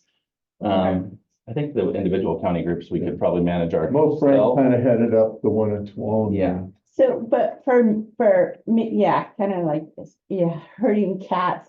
Our group is great, but I think, again, for me, I agree with Brandon, but I think it would help to have some, when we get stuck or when we have questions, like we were quoting, I was explaining, we were quoting a friend trying to get someone from SBC, because we just, I think it would really be beneficial if we do go to first maybe county meetings, if those germinate and those develop throughout our region, and then do something regionally. It would be great to have SBC to be able to, during our meeting, to be able to answer questions, so we can make it as productive a meeting as possible.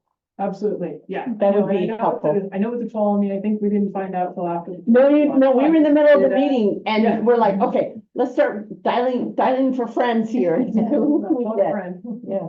Absolutely, yeah, and we would be more than happy Yeah, to that would help. coordinate staff to show up and represent and provide updates, help answer questions. That'd be good. As well. Thank you. And Erica, on the topic of a membership roster, a fair number of you have signed up with personal emails. So I would imagine many of you are okay with your contacts being shared with everyone in the room. Raise your hand if you're not okay with your contact being publicly viewable, because that's been kind of the question in the past. Okay. No one? It not being, like if we've had a membership roster on the site with everyone's emails, but that just anyone could see. If you have, does anyone not want their email? Oh, thank you. Okay, right. I like the idea of a secure site, Okay. Yeah. and then I don't mind sharing. With people here. for sure. Yeah. We'll follow that up with survey. I think that'll be a good follow-up survey question. And also with that kind of online portal, that's gonna take a little time to develop. So we'll work on something in the short term, to help mitigate that. So, okay, just keep things moving along. You guys, middle table.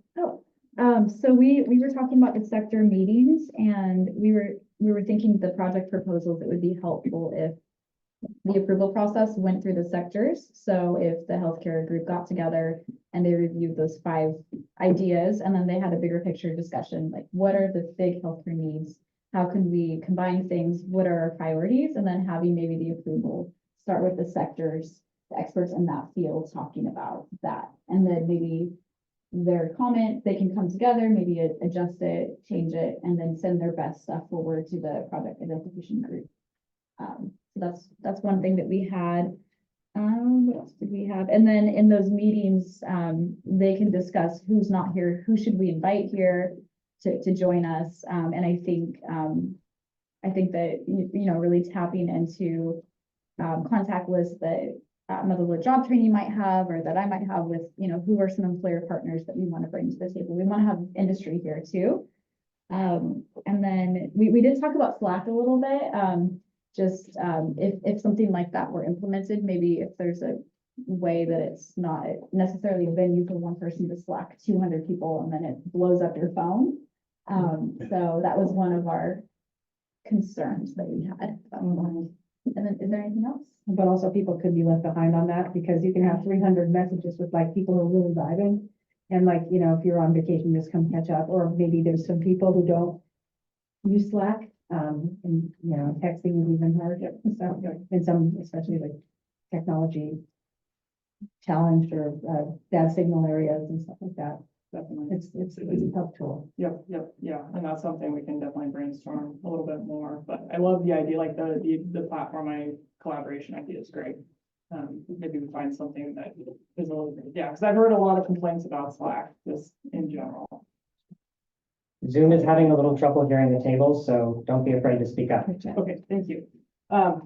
Back table. Reverse stop. So I think there was a couple of really great conversations. One sort of focusing on the notion of a lack of strategy.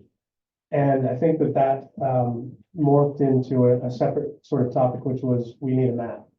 The map is very specifically about where effort is being expended.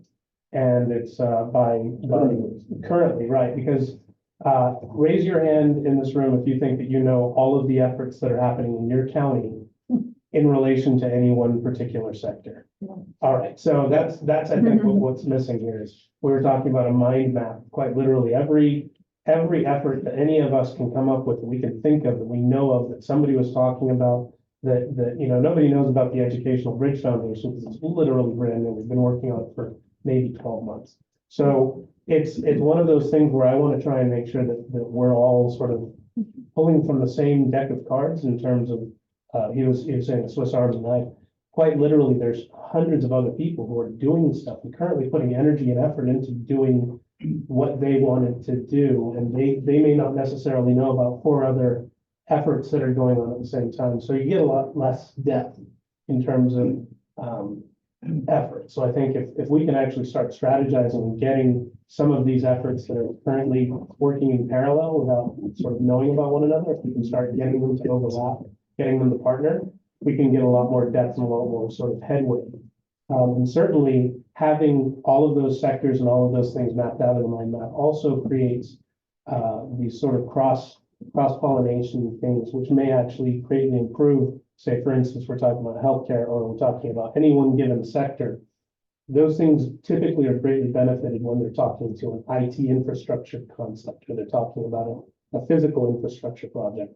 So it may be good and useful to actually have that cross-pollination knowledge of having everything quite literally mind mapped on one big map. Oh my God, I'm so glad you said that. Because I wanted to do it today, but there was not enough time in the day and capacity to address that. And we actually, I will show in our next steps. So we had sent out a organizational capacity survey, and we've had a lot of responses. I think they're all from the east side. Mostly. I think there was like 3 responses from the West Slope. So we want to remind everyone to push that out and get that information. Because what I would like to do is literally a mind map, which is going to be huge, and we have to figure out how that's going to fit on all one page. But maybe there's breakouts. But overlay all the organizations, that ecosystem, everyone that's working together, what those efforts look like, and then overlay the capacity on top of that. So we can really easily look at it and identify.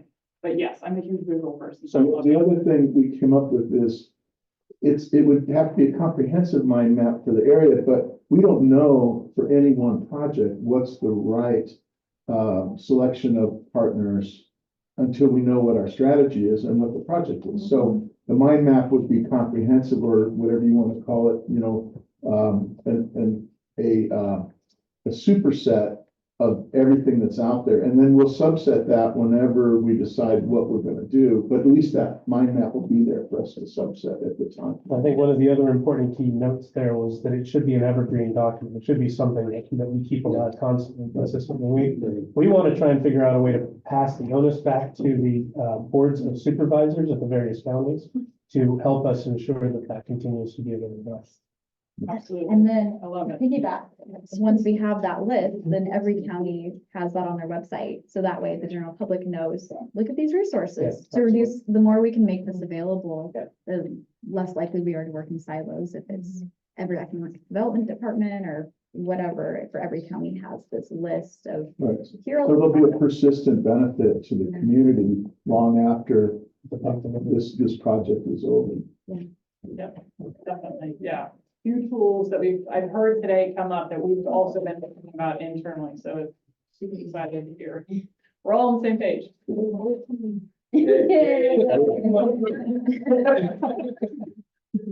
And back to.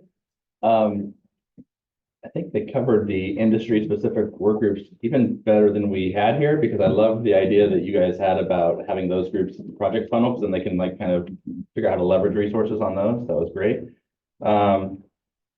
James has a really good idea, I thought, of identify stakeholders' goals. So when you get those kind of groups together, finding out what it is everyone's goals are, so then you can kind of collaborate together to build projects. I don't know if you want to say more about that, James. Yeah, I can go on. Okay. That was a great idea. So the cool thing about, our table is we already have some folks that are collaborating at the table, right? But the thing is that we each share a common goal or themes that we want to reach, right? And so to have effective partnership or collaboration, you have to have similar goals. Otherwise, it's not really going to work out as a collaboration. Like if the other person's goal is completely siloed off in left field, it's difficult to synergize and meet that goal. So to effectively collaborate among industry, among our community agencies and things like that, we need to see and know what our partner's end game is to then be able to either contribute or say like, hey, we can't really participate in that. It's not in our wheelhouse. And so that was one of the ways I think that, that's what it can look like to collaborate as a industry partner, educator, workforce organization, community-based organization, things like that. That's great. I mean, we do healthcare here, but I don't know what the healthcare folks in Mariposa, what it is they're looking for. And then let's see. Oh yeah, and then just, we have those industry specific goals, but really it is also important to get the voice of the community and have town halls and listening sessions to generate ideas as well. So that was a great idea too. Great, excellent. Let's go Zoom. Jill, Kaylee. Thanks, Hi I there. think Robin's gonna kick Yeah. us off. Thanks, Robin. Yeah, I'll do my best to kind of summarize our conversation and connect it to what I've heard from the room. Based on what the different tables have been throwing out there, I was able to articulate in my head a little better what I was hearing from our group, because it seems like that we're circling around a centralized visual sort of database that could also have these goals that you just mentioned, these shared goals, like a landing page for collaborators to land on and then see if they're going to be interested in joining. But we three themes that related to that ultimate goal were like, one, don't forget about the existing efforts like were mentioned, the existing collaborations like the Sustainable Recreation Tourism Initiative, the SEDS project. You want to make sure that those are all brought into this kind of central database or map or whatever you want to call it, GIS system, to make sure we're not missing any of those. Also, there was a bit of discussion about strengthening the relationship and collaboration among this group that we're in currently, the people who are participating in the SEDS process or the SURF process, sorry, California Jobs First. So jokingly, we decided we're going to have dinner at John Wentworth's house. We haven't picked a date, but we have picked a menu, beer and steak and bread. But meeting in person with all of you did come up as a way to, just strengthen the collaboration among ourselves. And then with kind of a third idea was just how do we bring people who aren't at the table yet, and those could be just individuals, these small efforts, and how do we, if we leveraging our individual networks, how can we invite them in? Is it a business card that we give them that takes them to this centralized map, with a plan that we end up with, and then the larger government agencies that aren't at the table, EPA, just for example, the EPA was mentioned, the Los Angeles Department of Water and Power over here on the east side, not forgetting to build those into this landscape of the collaborators that should be at the table. And the idea also of sending out surveys, because a lot of collaborators are going to be busy and not going to be able to come to a dinner or a meeting like this, and maybe digital surveys could be a way to engage I think, oh, the other thing that was thrown out there was part of SBC's efforts to create this kind of centralized map or database should also include a glossary of like acronyms and if anyone can come up with a different word than stakeholder, I would really like to know it. But I think I've covered a lot of stuff. Anyone from my group? Is there anything I'm missing? Yeah, just a comment on stakeholder. We were actually talking about this earlier, but community collaborator was kind of Okay. an idea that we could throw in there. Okay. Or community contributor. Okay. Or Great. community partner. I like that. Thanks for those words, Robin. And yeah, our team has been using the word partner. But if there is another terminology that would be preferred in the region, we are more than happy to pivot to something else. But yes, we are trying to predominantly use the term partner right now. Also, love everything that you just said, and just want to make a note that John Wentworth is going to have a dinner and everyone's invited. As long as that invitation goes out. But no, that all sounds great. So just in the interest of time, like I said, we weren't expecting to solve any of these issues today, but just keep in mind as we're moving into the new year, developing that strategic plan and putting a little bit more concrete changes to what our existing infrastructure is. You know, we have space to do that. So, next slide, please. Or back to the slide deck. Back to the slide, got it. On 1 second.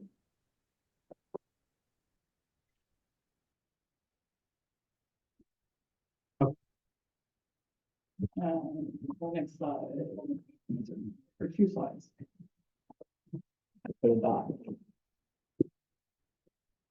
Okay, so as it stands right now, our next office hours are on January 10th, and our next HRTC meeting will be on February 23rd in Bishop. So, but I'm gonna say with a caveat on that, maybe stand by, and we will send out in the first week of January an updated schedule and plan for the year, because what we keep hearing is maybe more mandatory in-person opportunities and making it instead of every other month, which we did, knew everyone was lacking capacity, but maybe every. So we will work on that and we will send that out. So we are, like I said, we're getting ready to submit that huge, robust 400 to 500 page regional summary on December 29th, because that's Friday. Just one additional note on that, just because I keep hearing it go around the room. We heard it on Zoom, we've heard it in the subcommittee meetings. We're not quite sure what SBC is doing. We're not quite sure what's going on. We hear you and we empathize with you. And we understand that the first 6 months of this process has been a little slow ramping up. I was just telling this table earlier that, we kind of started this process because Kaylee Reynolds, who's on the Zoom team, and I had published the Sierra Nevada Climate Vulnerability Assessment 2 years ago. It was funded by the SNC and included all of our counties, and it was a huge regional vulnerability and risk assessment. So we thought this deliverable was going to be a slam dunk because we already did the heavy lifting. The more we dug into the process, more questions came up and more feedback we got from the state, more data gaps we found, or barriers we found, more questions that we had. So this did turn into more of a robust process than we were expecting. And that is fun for the researcher and the data analyst and my fellow data people. That's, it's fun for those people, but it is a slow process, and we understand that. But we appreciate your patience because it is going to be informing this next phase. And without it, one of the things that we've said, I've been saying for the past 3 years, is that rural regions are falling behind on the updated research and identifying those data gaps. We do not have a lot of the data sets that the metropolitan areas have. That we either don't have them or they haven't been updated in 10 years. Data is supposed to be updated every 2 years. So there's some best practice things that we've been really cognizant of. But we've kind of had to throw out the window a little bit because of timelines. Or they lump us in with the nearest metropolitan. Or they lump us in. And so there's been a lot of teasing apart on that analysis and being really cognizant of these gaps and essentially just bad data moving into this process. And so we don't want to make the same mistakes that we keep making over and over again. So like I said, I appreciate everyone's patience, but that's what we've been working on and we've had our heads down doing the last 6 months. So just another note on that. We are working on that project ID process that will be coming out and we'll keep refining that as we go. Can we, next slide. So I'm going to talk about the community-based organization impact survey. Oh, actually, before I talk about that, one quick thing. We have certain buckets that we have to spend all of it. Otherwise, we have to give back. But we have certain buckets. One that is allocated to participant compensation. If we don't spend it, it can't be spent on anything else.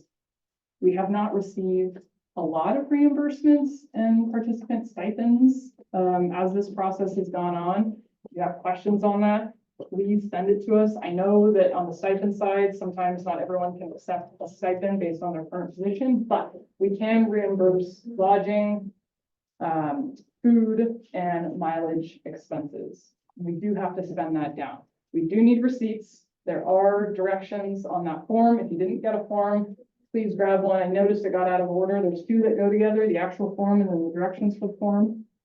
So if you missed one, please grab that on your way out. We can always email it to you, but we try to provide, some people like the printed version, some people like the e-version. Just let us know, but please help us spend that. Because we can't spend it on anything else. I will ask EDD. On the porta potty rental. We have a few stricter guardrails on the first, but I noticed on the next phase of participant compensation, we do have there's a expansion on some of that, what we can spend it on. So porta potties, we'll ask the state. Yeah. I'm happy to play the mission. We will ask. We will ask. Okay, but back to just a reminder. So this is the process that we are currently working on. So that project tracking tool, whether it's a spreadsheet, whether it's a online platform of some sort, that we are looking into how that could be best used by everyone, tracking all the projects, not just the Catalyst projects, but everything going on in the region, just because it would be really good to see all the efforts that are happening at the same time. And then we will be doing the heavy lift of organizing everything and getting everything out to you. That's what our team is here for. Our project ID subcommittee is currently working very hard at asking those hard questions that keep coming up in the room today and on Zoom. Is that criteria? What does that look like? So we have some really soft guidelines, but what do we want our region's project vetting criteria to be? And then those industry, I'm so glad to hear it because we've been talking about it, we've been planning it, but just as a reminder, like those industry sector workshops and planning those to help not only the efforts and the goals in the region, but also help workshopping those projects. So really glad to hear that that's of interest to everyone. And then we'll start toward the end of the year, we'll start getting into that very concrete prioritizing and vetting process. So this is what we are looking at for the next year. The ball is going to start rolling very quickly. So it's going to be really critical for people showing up, being engaged, asking questions. Because things are going to start happening pretty quick. So we appreciate your patience through the part that is not fun unless we're a data person. But we're moving into the next phase now. I don't think there's any next slide. Is there a next slide? Oh, This is the community-based organizations impact survey. We've sent it out a few times. We will send it out again. I think it's also on our website, the link. But if you could help us distribute this in the region, especially on the West Slope, because that's where we really seem to be lacking responses, that would be super helpful. And it will help that strategic planning process. And then on the right is our current Google form where we are collecting and organizing projects. So I've received a few spreadsheets and proposals via email. That's okay. But if you could also put it in the Google form, that would be super helpful. It would just time save on the organization part. Are there any questions? Someone from Zoom. We have a Zoom question? Yeah, it's just me, Kathy Galino again. How many responses have we received on the community impact survey? I think it was about 20, but Kaylee, correct, or Eric, correct me if I'm wrong. We're closer to about 35 to 40. I haven't checked today yet. Okay. And I'm on your website. I'm on the Sierra Business Council, and I don't see where the survey is. I don't think that the community-based organization survey has been added to the website. And we can do that. We can definitely. I'm sorry. What format is it in? Because I think that's part of the problem. If you're using Google, people aren't going to use it. The community-based organization impact survey is from SurveyMonkey. Oh, okay. I don't know why I can't seem to find it. Okay, that's good to know. I'll make sure it goes out. I got a question. On the project identification, is that just to add your project, or are we able to see the projects as far as agency? We're gonna add, so you guys got a sneak peek today. This spreadsheet has not been publicized. But the printed project list that you got is what we'll post it on the website so everybody can see. And I apologize for the print is small, printing on it from Excel. I had to delete all the contact information to make it semi-readable. So, but it will be live and you can go on and look and zoom in to 200%, if you wish. But yes, it will be fine. I'll put it on the website. Any other? I have an idea just for FPC. So the Sierra K16 Collaborative, I'll talk this way. The Sierra K16 Collaborative, all of the, every director from the regions, they're all meeting together as a group to talk about what they're doing. And like when it was time to submit the grant, they were talking about like the staffing structure together and just sharing job descriptions with each other. So I'm wondering, are the other formerly SURF and National Kind of Jobs groups, are they meeting together or, I mean, not that I'm all of the state? Yeah, across the state. Yes. Okay. Yeah, no, we do. We have actually two meetings. One is facilitated by Cal Forward, and that's a little bit more informal. The other is a very formal meeting with all the our state partners and agencies. We also have a community practice call that is open for HRTC members or conveners and fiscal agents, and then that's opened up to HRTC participants as well. So there's that community practice. So there's a lot of cross-regional or interregional sharing that is happening, and best practices that are sharing also. And then that monthly our monthly admins. Yes, and then we also meet with, we have very close partnerships with the Sacramento region, Valley Vision. Actually, Sarah Isabel. Yes. You mentioned earlier, she is working very heavily on that project as a sub for El Dorado and Placer. And then we work very closely, very, very closely with the North State region, which is hosted by Chico State and actually Sierra Institute, and Redwood Coast.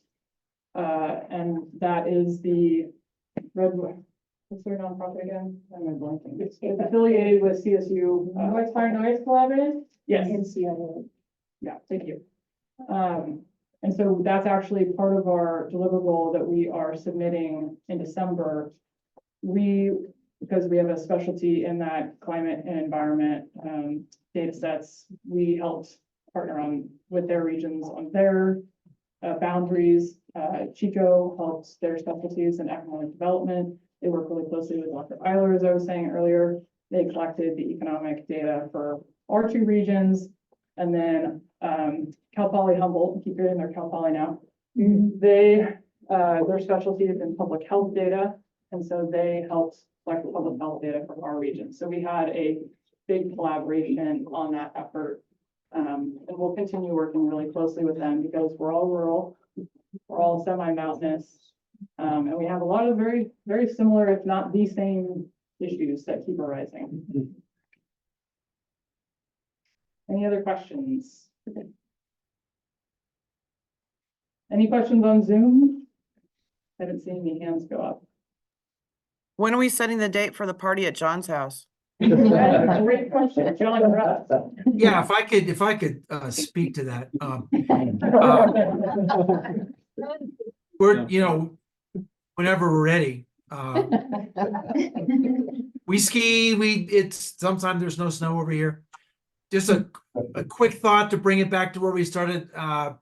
Let's not forget the feds. I don't know what we do with them, but we can't forget them. But yeah, my house, Chris Bubser's gonna help out. It's gonna be a blast. We're gonna have a really good time. You can drop by anytime you want. We're here having fun. So I have a feeling John Wentworth is gonna draft David Barron to cook the food, but just tell us when.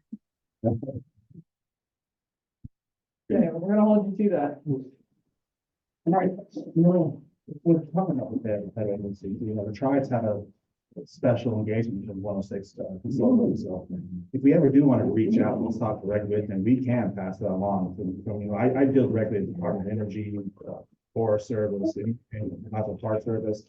My meeting earlier was with DOE, so we can always reach out to a tribal member or something who could possibly set that up. That would be amazing. That would be super helpful. We've been a little, not hesitant, cognizant about incorporating them in this process just because everybody has capacity struggles. But I know our government affairs director wanted to make sure that we were pulling them in very strategically when we needed something from them.